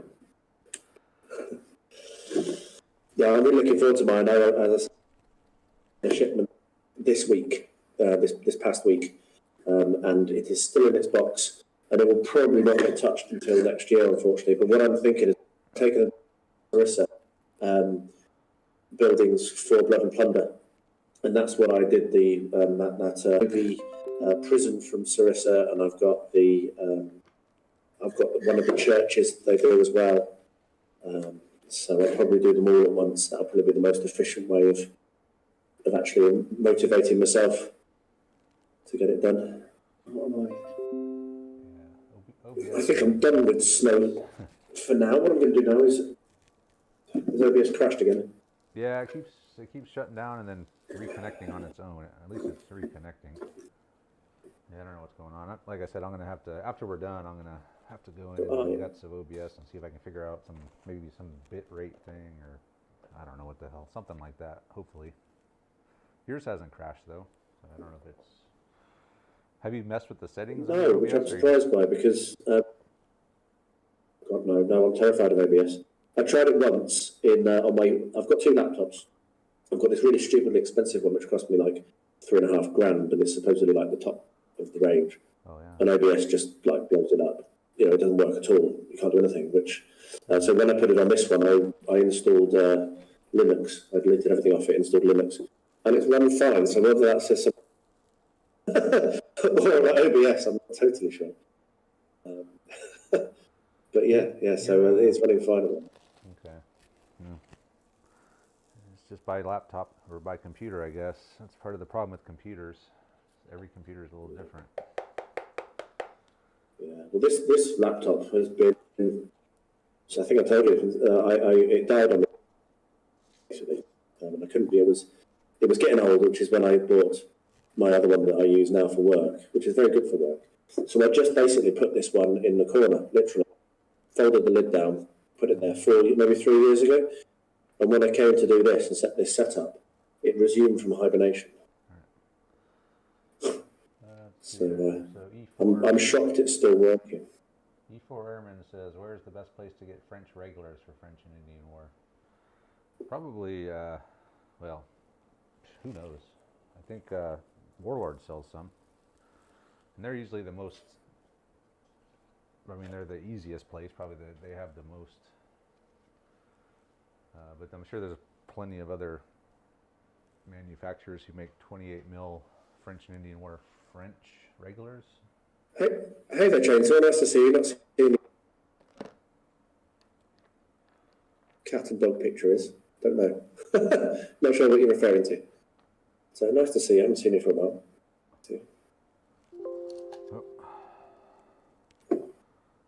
So what I'm doing now is some detailing on this Sarissa building, which is sat on the terrain tower, which I absolutely love, but have done dramatically little with. Have you tried any of that sort of thing? Any of this? Which one? The terrain tile system from Sarissa. You know, I like it, and because I was thinking about, I wanted to build an actual board, like the modular boards with the foam pieces that you can rearrange and the roads all line up, and it's really cool. And then I saw those, I'm like, that would be, it wouldn't be as, you couldn't really put any trenches or anything 3D like that on those, but you could do roads and stuff like that. And then I got the mats. Yes, so that's just better, isn't it? So I kind of got away, but I do like that terrain tile system. I saw they had one with railroad tracks on it, which... Yeah, that's a new thing that they're doing, I think, which does look really cool. So let's see here. Alan said try front rank. What are you using in the blue and white bucket? What blue and white bucket is that? Talking about this thing? That's my wet palette. Unless you're... And if you're talking about this, then this is just a big house palette. Oh, this here says Chisto Bialo. Clean white in Wargaming. Chisto Bialo. Valentine, if you're still on the channel I'm watching, I'm very apologise for my butchery of your wonderful language. I am trying to learn it. Yeah, what are you using in the blue and white? I think he's talking to you, asking you, Andrew, about what do you have in the bucket there? This is a big pot of clean white house paint.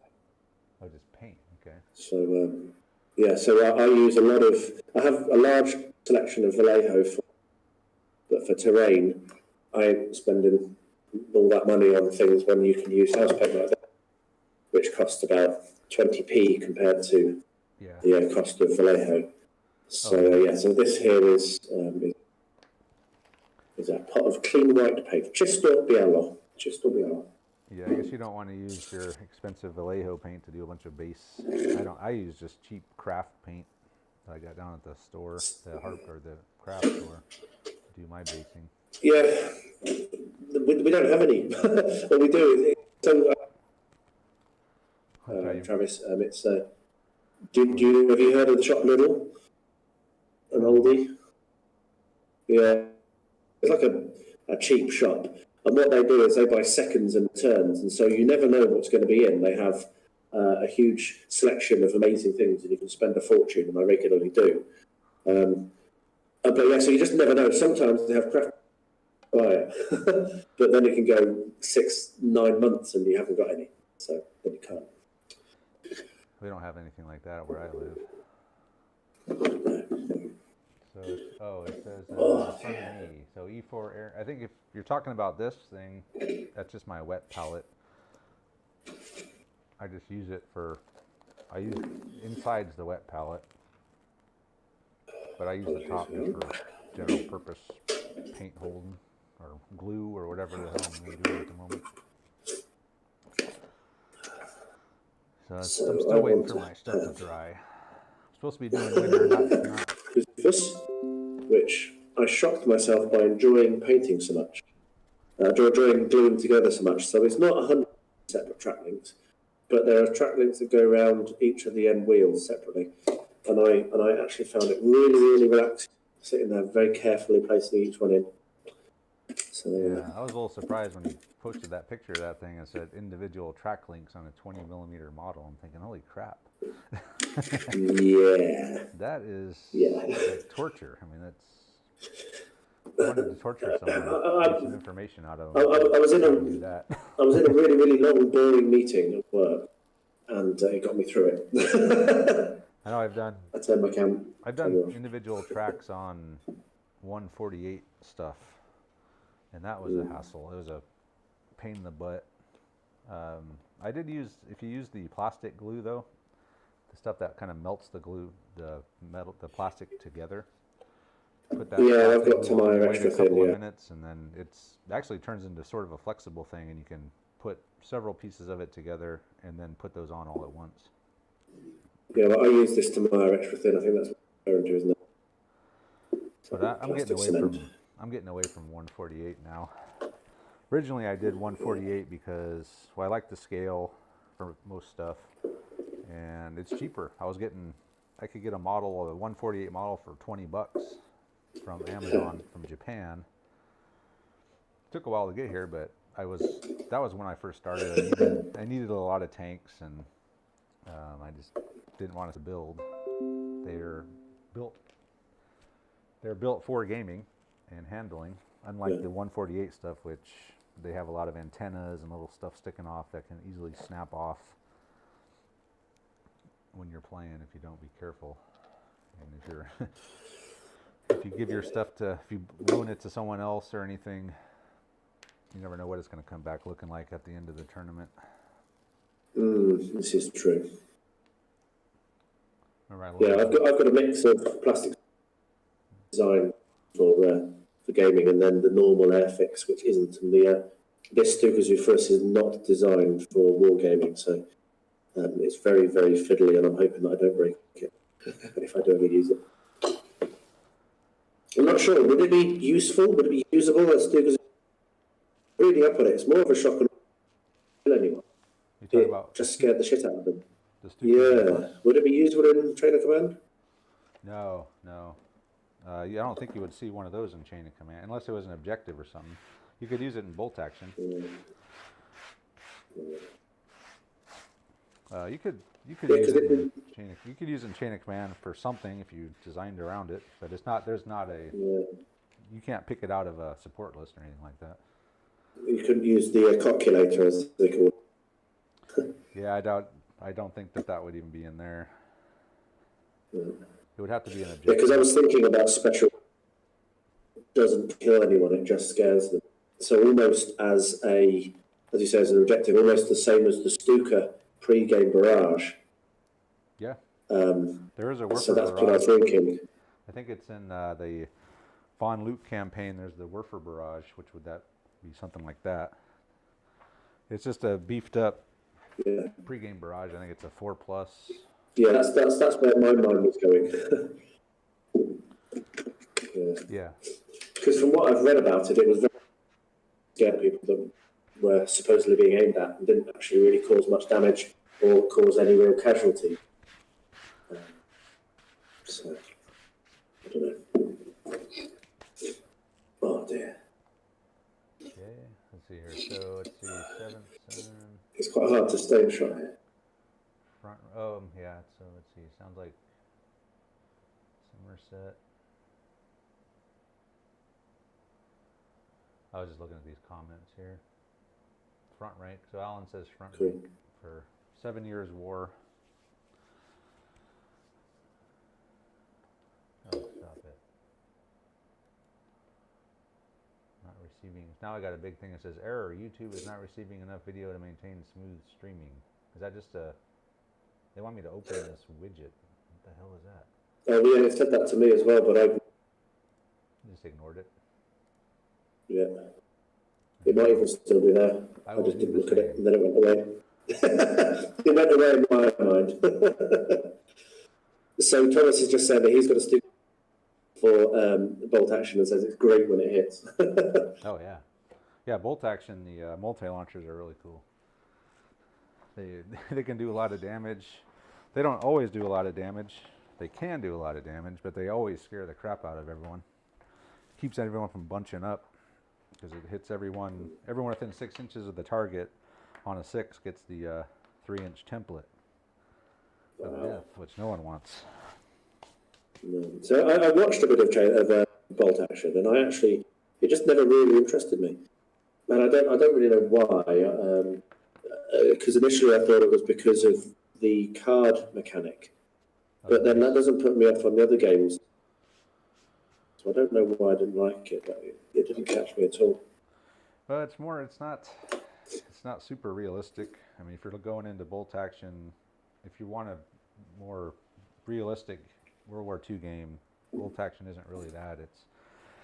It's set in World War II, but it's a fun game. It is a lot of fun. But it's definitely not going to be, if you're the historical type who wants historical accuracy with weapons and tactics, I wouldn't go bolt action. I wouldn't really class myself so much as a, maybe I am, maybe that's what it was. I'm still waiting here. This stuff's almost dry. I'll tell you another game that I've just gotten into, I've just picked up the rules for and started buying lots of little cars, is Gaslands. That game looks tempted fun. by that. That's I haven't actually seen any videos, but I've seen some guys that are converting these Hot Wheels cars. That's exactly what I'm doing. And I thought, man, that looks really fun. But where do you find all the weapons that size? You don't add a couple machine guns. So, 3D printer? Well, 3D printer, but there's a guy, Miller's Marvelous Miniverse. He's a guy from the other Discord that I remember. And he did a build just the other week, which was, he made a minigun out of a bundle of toothpick with some wire wrapped around it. Oh, so he's scratch building these things. Huh? Absolutely, and it looked absolutely fine. So I think that it comes down to your creativity, really, and that, you can, because I had exactly the same thought. I don't have a 3D printer yet. I won't have one anytime soon. How the hell am I supposed to do the guns? But yeah, there are videos out, scratch build stuff like that I would recommend Miller's. He did the from the original Death Race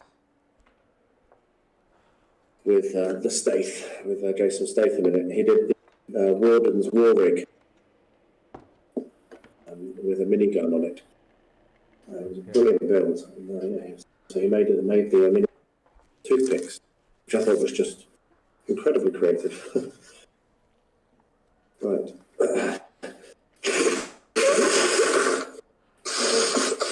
Here, so yeah, E4 Airman. He enjoys bolt action and sharp practice.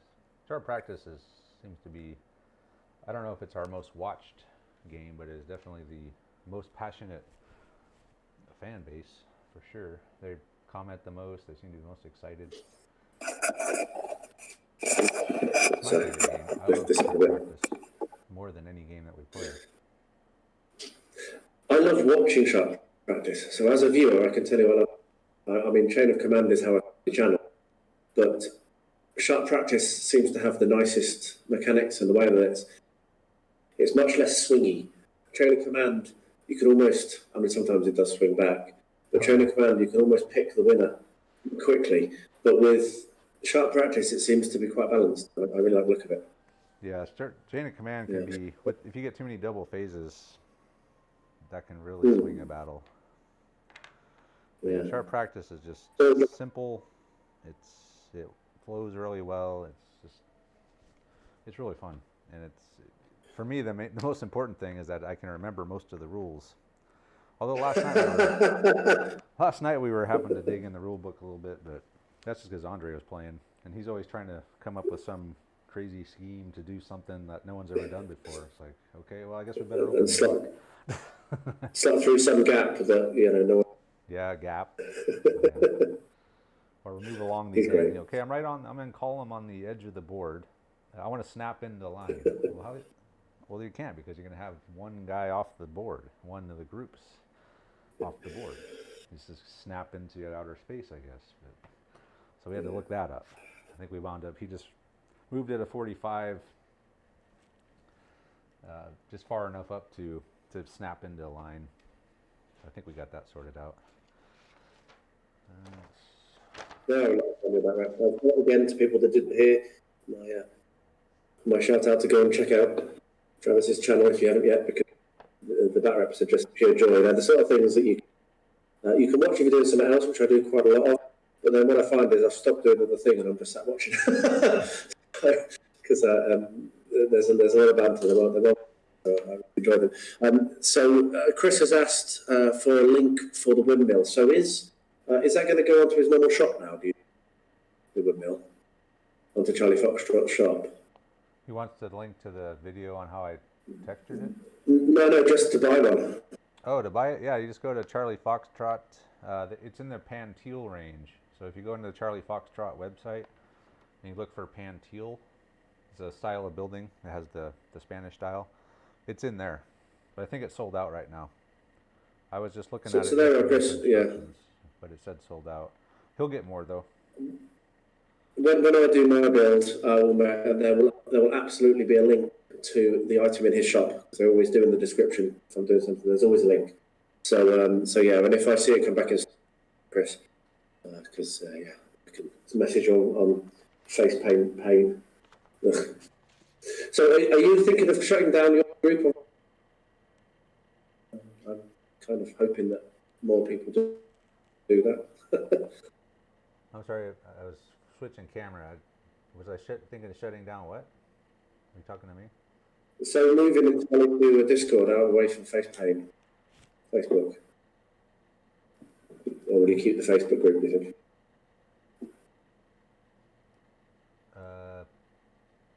I can't. I'm sorry. You're breaking up, man. You're breaking up.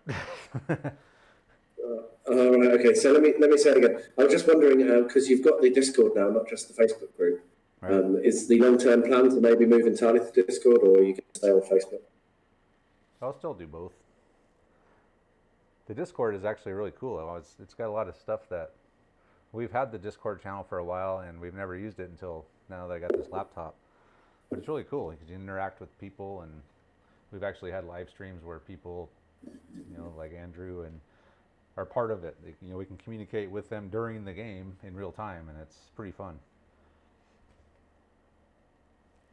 Yeah, I'm attempting to migrate almost as much away from Facebook.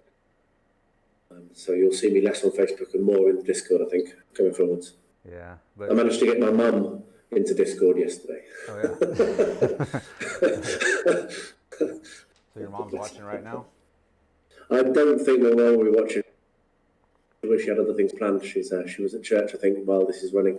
She's still in the UK. But we've got a lot of family. I'm trying to migrate as many of my family members away from it, but it's getting fed up with it. It doesn't work very well. It's working less and less. I like to share pictures with my family, and I'll share a video, and they'll receive a blank message and won't be able to see it. So it just got too annoying.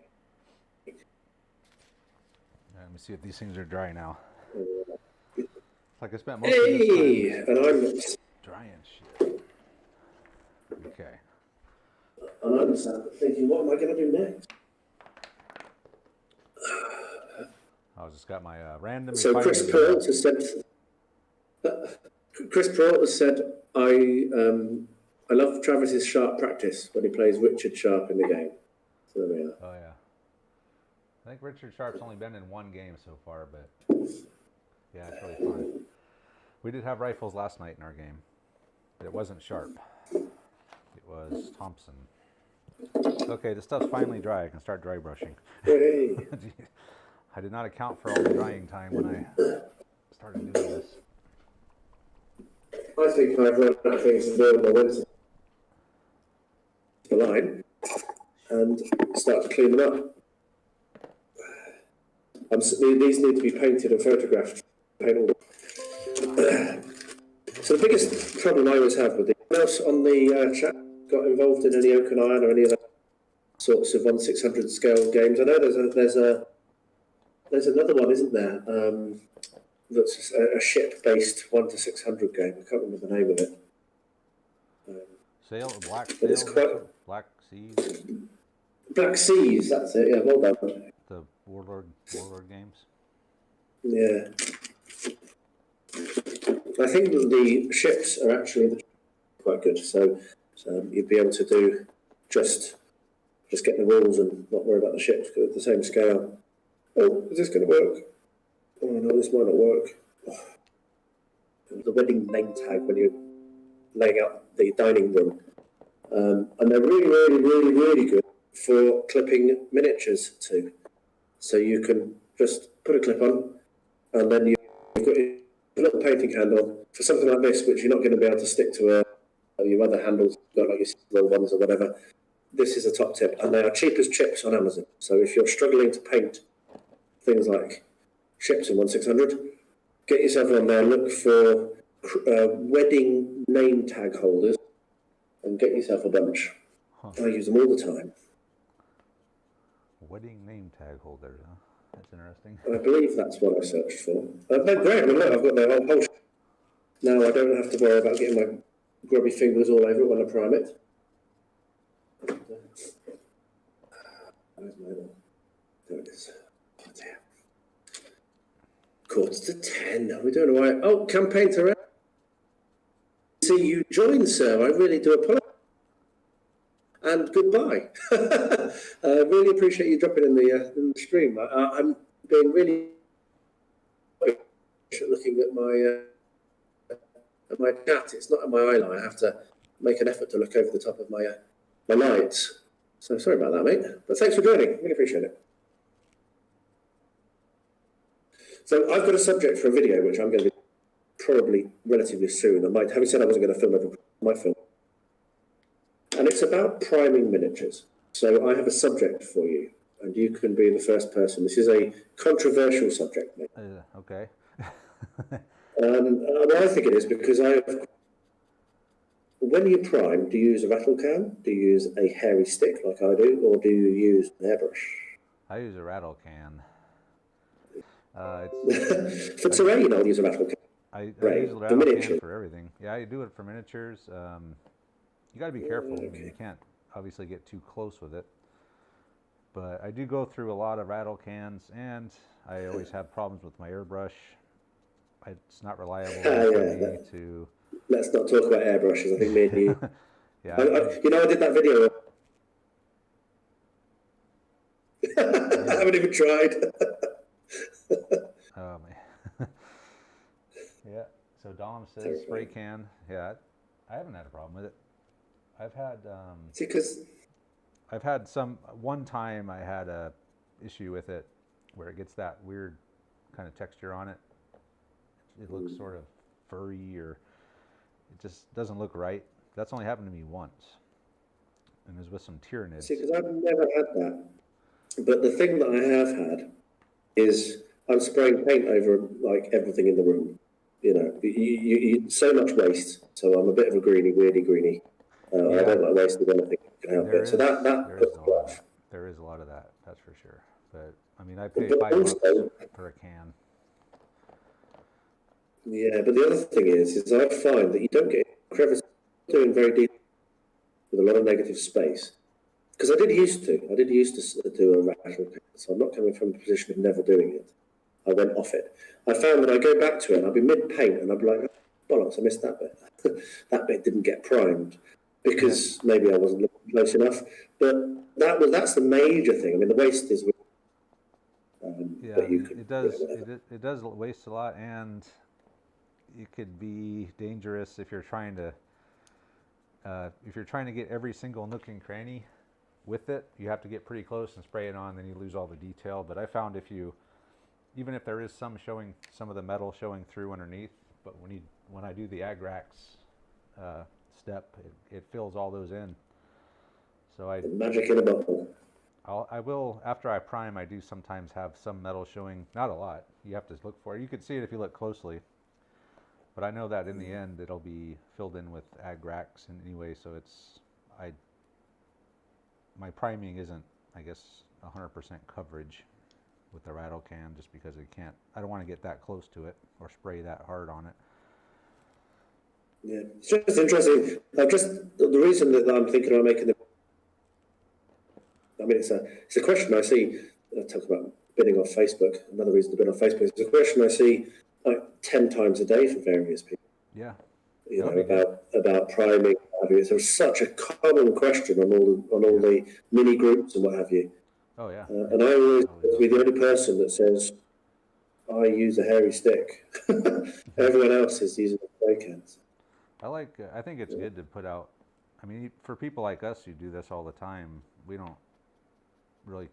At least I don't think about. Well, why would I do a video on priming? It's you get a can, but some people are just starting like day one. Like I'm just gonna, hey, I want to do mini painting. Where do I even start? And then if there's a video out there,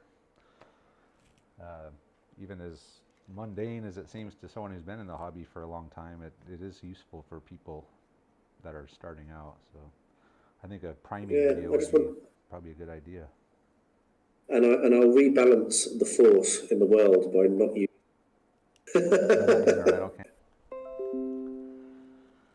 I have airbrush primer. I was using it as a color actually it was a really nice dark gray, and it was pretty cool. And it was nice, and because it was designed to go through an airbrush, even though it was a primer, it was nice and diluted, and I was able to use that as a nice dark gray for a lot of stuff, and I used most of it for that. Never did run it through the airbrush. No. Let's not. It's a banned subject. Amount of money I dropped on that, the amount of excitement. Damn airbrushes. And yeah, I'm gutted. I spent my inheritance and never use it. I will. I have to. Don't I? I have to. I'm bite the bullet and try again. I try not to use mine. That's why when I did my whole Spanish village, that was one of my main things, was I wanted to do it without an airbrush. So that was all rattle cans, mostly. All the big painting was with rattle cans for that. And it saved me a lot of time, which I know I would have been fighting the airbrush with the whole time. Yeah. Okay, so I got the... People that can airbrush seem to be... Sorry? Oh, I'm just moving on to the next step finally here. So next up is a dry brush of light gray. Cool. Painting up some... I'm priming a third-rate ship of the line in 1 to 6. Third-rate ship of the line. How many guns is that? It's got a broadside weight of 9. It's got, let me see if I can count. Well, you've asked me to count now. 2, 4, 6, 8, 10, 12, 14, 16, 18, 20, 22, 24, 25. 50, 25 on a broadside, so 50 across both left and right. 50 gun ship. That's a lot. It's funny when you think about how many guns are on those ships compared to like a whole army. I mean, there's more guns on one of those. No data. One of those things than there is in a whole army. Yeah. They were terrifying machines. Frankly, you'd have to be a brave man a brave or someone who just was knocked on the back of the head and woke up at sea. Yeah, I would. When you get those ships kind of sitting offshore, just bombarding, each one's got 50 to 100 guns. I mean, you're getting more shots than if you were fighting in Waterloo. But then if you've got any kind of land-based, because only one lucky shot, and it's good night, sweetheart. Yeah, the shore batteries firing back. You can really fuck with them. And they're not rocking and rolling, so they aim. Other fun things. People are talking. So when it comes to primer, do you prefer white, black, or grey? I will answer. I prefer grey. At times I will use black, but I do not ever prime in white. How about you, Travis? I do white when I'm going to use contrast paint. When I did my galls, I did them in white because I did probably 90% of those with washes and contrast. So I do prime white if I'm going to use contrast or various colors of washes, but normally I'll prime in gray. Yeah. Do you do any zenithal at all? No, I haven't. I have not tried that. I keep meaning to. Yeah. Contradict myself. So what else is there? White round all the time. Humidity. paint painting. Leslie Bilby Tipping, thank you for that. Yeah, Chris Pearl, spray can. Leslie Bilby Tipping, paint those ships with washes and stains. Yes, so I've already painted up 6 of the ship. I painted the core box. And what I use actually is I do the grade primer. This is how I'll do it, grade primer. And then I use Vallejo wood, either old or new, it doesn't really matter. I probably will go for old wood because it's a nice grey colour. And then I do a heavy wash of Magic in a Bottle over the top. So yes, it's very much, my style of painting is very much washes. It's not very much strong, solid colours. I like to do very thin coats. It means that if I make a mistake, it's easy to correct, frankly. Yeah, I didn't really, I tried painting with washes for the first time with those galls, and it worked. It works pretty well. It works good for cloth, I found. Any kind of a cloth material, it works really good on. Yeah. Well, it disconnects for like 5 seconds and then it reconnects. So it's very annoying. At least it reconnects. Yeah. Okay, so there's that. Right. Oh no, I got one more. So I have just primed one ship. It is not the fastest technique in the world. A paintbrush, I would definitely say it's to prime with an airbrush, definitely next go-to. And the rattle can I just never do again, just things I've said. But yeah, it's not a quick thing to prime it. But I don't know, let's go on to another subject. Why do you enjoy it so much? And I'll answer straight away. I love painting as opposed to gaming. And why do you enjoy painting? I love it so much because I move fast. I'm a busy guy. I've got a lot. And when I'm painting, I have to stop. And I have to slow my breathing down. And there's almost... So there we are. How about you? So the question is, do I like paint? Why do I like painting? Yeah, what particularly about painting you like? Because you do some fantastic miniatures. I like... Standards great. I paint strictly to game. Okay. So that's why I try to get them done. And I've developed techniques to paint fast, and they look good at tabletop. But yeah, I think just the end product is what I like. I don't know if I particularly enjoy the act of, I mean, I guess I do. I do it all the time. It's just, maybe I just don't even think about it. I don't even think about it really anymore. It's just kind of what I do. So I guess I do like it if I keep doing it. But I like having painted armies is what I like. And so the immersion that it gives on the battlefield sort of thing. Yeah. Yeah, cause like I say, I really like it just because it's a slow, peaceful process. I'm not feeling rushed. Yeah, I guess I've never thought about it like that, but yeah, it is kind of a way to just get away from all the day-to-day crap that you have to put up with, work and everything else. But yeah, when you're painting, you're really focused on it, and all that kind of stuff you just don't think about. So it is. Yeah, you go into your happy place. Yes, exactly. Yeah, exactly. Yeah. So the fact that it takes time is not really a problem because of that. I'm not sat here going, "Oh my God, I want to get these done." I never feel that pressure. I'll put this. Maybe also because I've got just so goddamn much to paint that I can rush all I like. It's still going to take me years. Yeah, I'm actually pretty good about not having too much stuff laying around. So I paint it so fast. I almost paint it as fast as it comes in. I paint it, so I don't really have a lot hanging around. You are one of those legendary.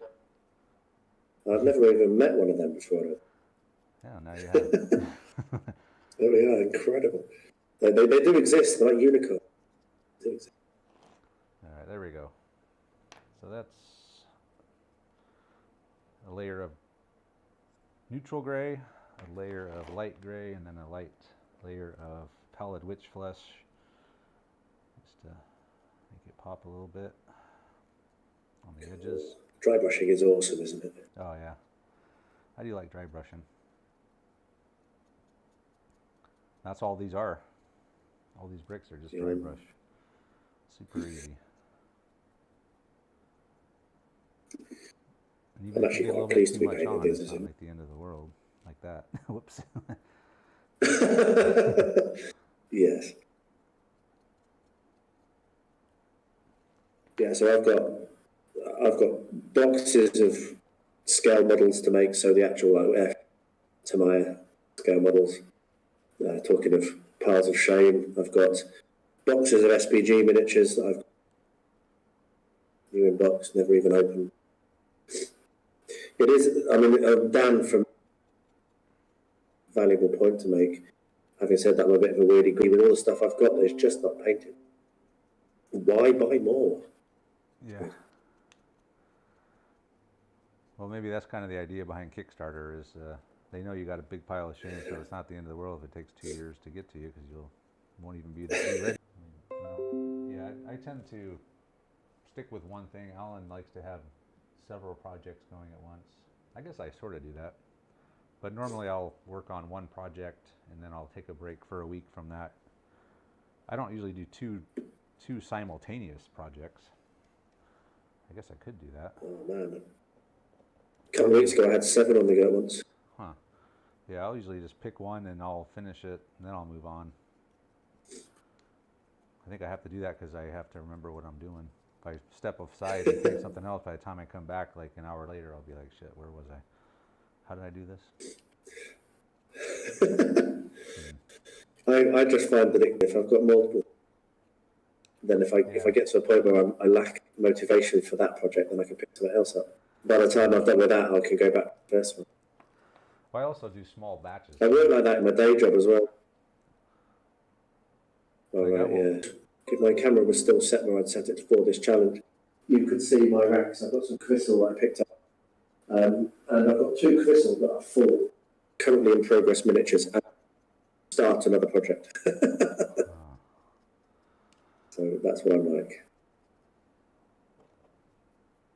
I'm almost done with the... You still having problems there? I'm almost done with the tank traps. Next up will be some snow. Excellent.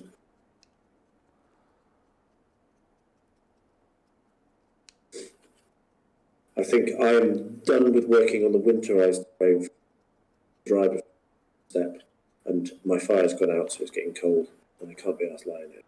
So. All right, so I finished painting the tank traps. There they are now. Look like concrete. Yeah, really nice.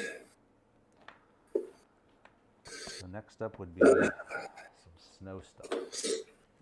I'm just going to blow my nose, and then I'm going to have a look at the chat, because there's a whole load that's come in. We'll address the questions in a second. Oh, I need a paper towel. Hold on.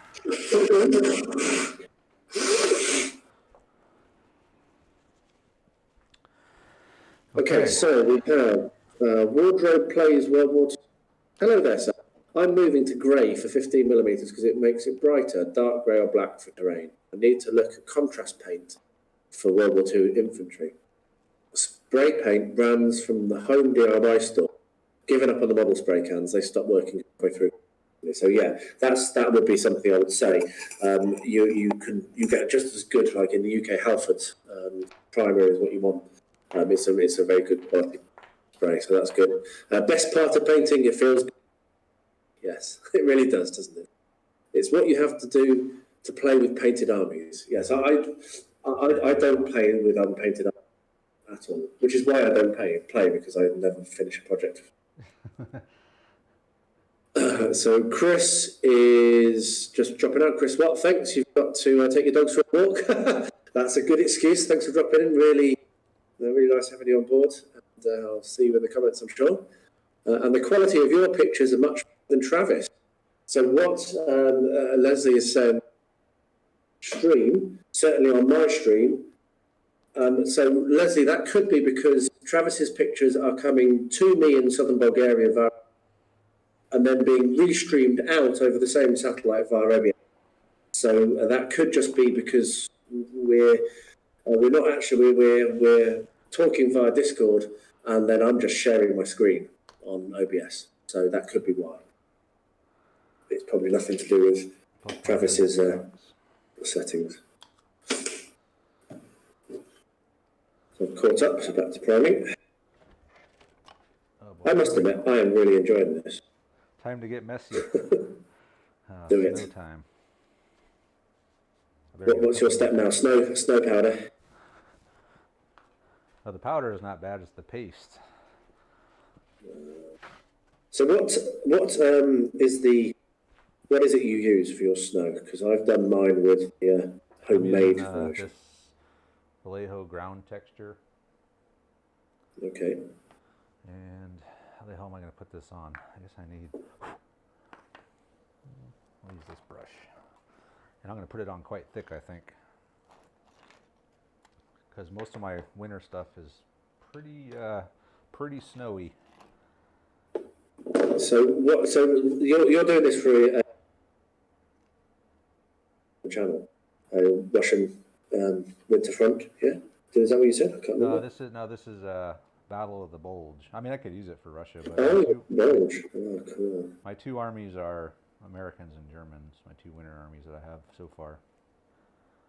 But I watched your videos of your Japanese, and I loved them so much that I ordered a bunch of Japanese soldiers, and they are actually still in the delivery pack. They've actually not even come out of that. And that was a good 2 years ago, wasn't it? from Warlord? Shocking. No, I got it from. I don't know if you know that guy. He's a UK-based guy. Who? Grubby Tanks. Oh, no. You might not know him. He's a UK-based guy. I've got quite a lot of stuff from him actually. Americans, and I chucked some Japanese in just because I really liked your, the guy waving the flag. Mm-hmm. That you've got. Yeah. So I bought that. Still in this pack. So I'm going to leave some of the ground exposed. I'm not going to go over every millimeter of the base with snow. It's one of the Well, I need to reasons find some more of those. Having said I've got loads of those clips, and I can't find all the spares. Oh, they haven't seen them.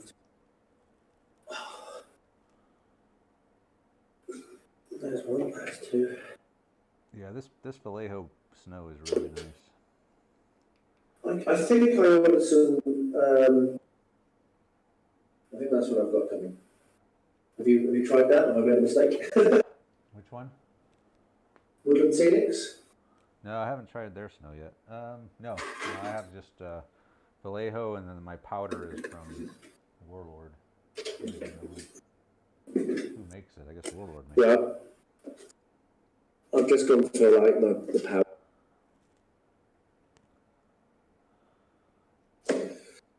Oh, right, so Troy, just got our train set up under. Excellent. Nice one. Can't say it's as epic as the train Christmas tree terrain you built bit. I tell you what, that was absolutely wonderful. That did you get to see that, Travis? Yet the Santa's Express build that I did for Rosie. Yeah, it's awesome. I mean, it's just I can't tell you that. Fill it with resin. Make a little lake out of it.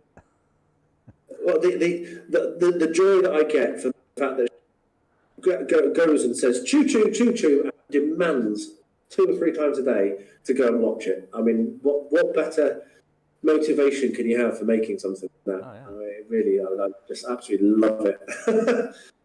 Something she'll probably want to have around. So about actually 2 months today. So if anyone's paying attention, that's when Rose's birthday. I'm making another model railway type engine that they used when the artists used to base the train on. And so I'm going to make that. I'm going to make the apple tree farm and the little village station that they go to, and I'm going to paint the sheep to look like the sheep on the farm and stuff. So because I'm not allowed to reuse that Christmas terrain, I'm making her another one. So that's going to be. I'm going to need to have it finished in 2 months. It's a very, very tight schedule. So that's another project I'm starting, talking about multiple things on the ones. You got a lot of projects going on. Yeah. Keeps you from being bored. I don't know whether I've got ADHD, but I do like to have a lot going on. I do like to be busy. I don't think that's ADHD. I think I'm just busy. I don't want to label myself. Because I don't struggle to keep attention to what I'm working. Right. I don't know. Let's see here. Let me check my here. So I have 4 groups. Yeah. Alan says I have 4 groups in rotation. 7 Years' War, Prussians and Austrians, and French and Germans. Yeah, that's a lot of projects. There's too many. So Travis, is the scenery from the TFL chain, is it 4? Yes. Yes, it is. I know I don't talk about this project very much, but I am building the 2 platoons I built are built for the Bloody Bucket campaign. And all the terrain I'm going to build is going to be for that. So most of the armies are done. It's the scenery that's the holdup, and that's why I'm starting this now. So that was a really good idea to do this. That'll probably be enough snow for that. Motivation. You know what? I want to put some. It's all about motivation, isn't it? Yep. Kicking yourself to get started. I think I need to put some on. I've just finished. And I think that the full build video will be out. It's one of the ones that I've finished and edited, and is waiting to be pushed and published. So yeah, using the toilet paper and PVA glue method of making. All right, there we go. That looks a little bit better now. And next thing is going to be some tufts, which I am almost out of tufts, but I'm using mountain tufts. These Army Painter tufts are really nice. I like them. So, Army Painter stuff is actually quite good, isn't it? Yeah, generally. The last 2 brushes I've gotten of theirs, though, have not been that great, to be honest with you. No. First few brushes I bought from them, I painted, my entire Roman army and the Gauls with one Army Painter brush. That's pretty good going. And then I bought another one, and right away it started splitting, and then I bought another one, and it did the same thing. So that's 2 bad Army Painters and brushes in a row for me, and I might be going elsewhere for the next one. I'm an artist opus painter, and I had similar experiences, which are shocking because cost. But fortunately, their customer service was pretty good, and they sent me a replacement. Really? Because I was like, I've just, 50 quid on 6 brushes or something. What the hell? And it's split within. I literally, what happened was, this is why I went to Germany for this current contract. I was in a hotel for 2 weeks and did a load of painting while I was there. And I took my brand new, never used Artist Opus. And by the end of the first night, and I have all the stuff. I have the Artist Opus brush cleaner, which I use religiously because I like to keep my stuff nice because it's hard to get hold of things over here. You have to. Right. And it literally after the end of the first evening of using it. Okay, so the next step for me is going to be after the tufts are down, I'm going to grab a little bit of this and just staple it on top here. These boats are fantastic. So detailed. And if you put this tufts down while the snow is wet, when it dries, it'll harden around it and it'll keep it in place. So Top tip. You don't even have to glue them in. And then finally, I will use some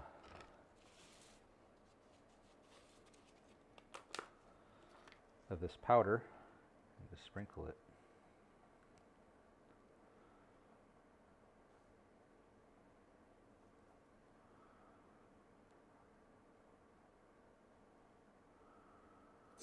There we are.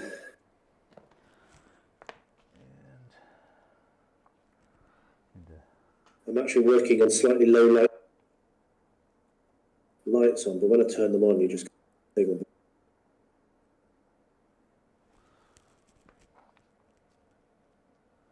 So I'm trying to think of the other subjects that we're talking about. Oh man, what a mess. Okay, so there we go. That's the first piece done. Hey, excellent work. Seems like it's missing something though. Maybe some different types of tufts would be good. Maybe some taller grass. Could you, have you got any leftover? What I always when I'm looking at pictures of snow terrain of real life, there's almost always a rifle sticking up somewhere, and there's almost always like someone's helmet. I don't. So could that maybe? I do have some of those, and I did for my jump-off points I made for my Germans. I used stuff like that, but these are going to be terrain pieces. So I guess, I mean, if I could put a helmet on there, I guess. But I was thinking more either branches or tall grass. Yeah, the tree. Yeah, tree branch. that's a good idea. That's a good idea. Okay, well, Get for now we'll just let it dry over here. More drying time. It is the bane, isn't it, of the drying, yes. Yes. A lot of drying. That's why I have lots of projects as well. Because sometimes things take days to dry here, because it gets very, very cold, and our house is unheated. We only have wood burning stoves. So, yeah, sometimes things take a long time to go off. Yeah, this snow stuff will take hours to fully dry. Yeah. Okay, I need to be right back. No problem. What's coffee?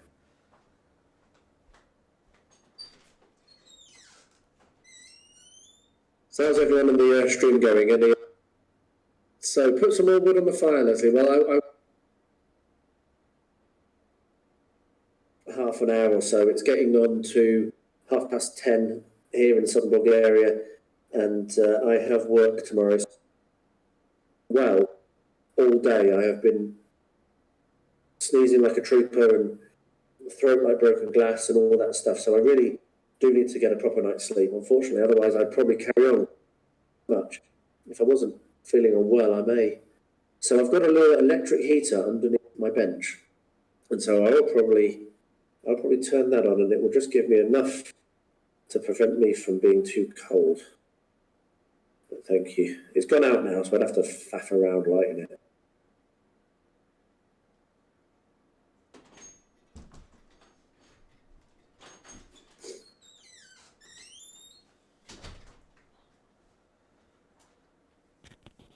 It's quite cold outside here for California. It's probably As in, what temperature? What's that in real money? See, it's let me tell you, it's going to be 48 degrees outside. What's that in centigrade? Probably like the high teens, maybe. All right, so not coldy. Unseasonably warm. It's crazy. But Troy, who's just asked where everyone's. He is Newfoundland, are you? I think you're a Newfie, and you have cold like I wouldn't believe.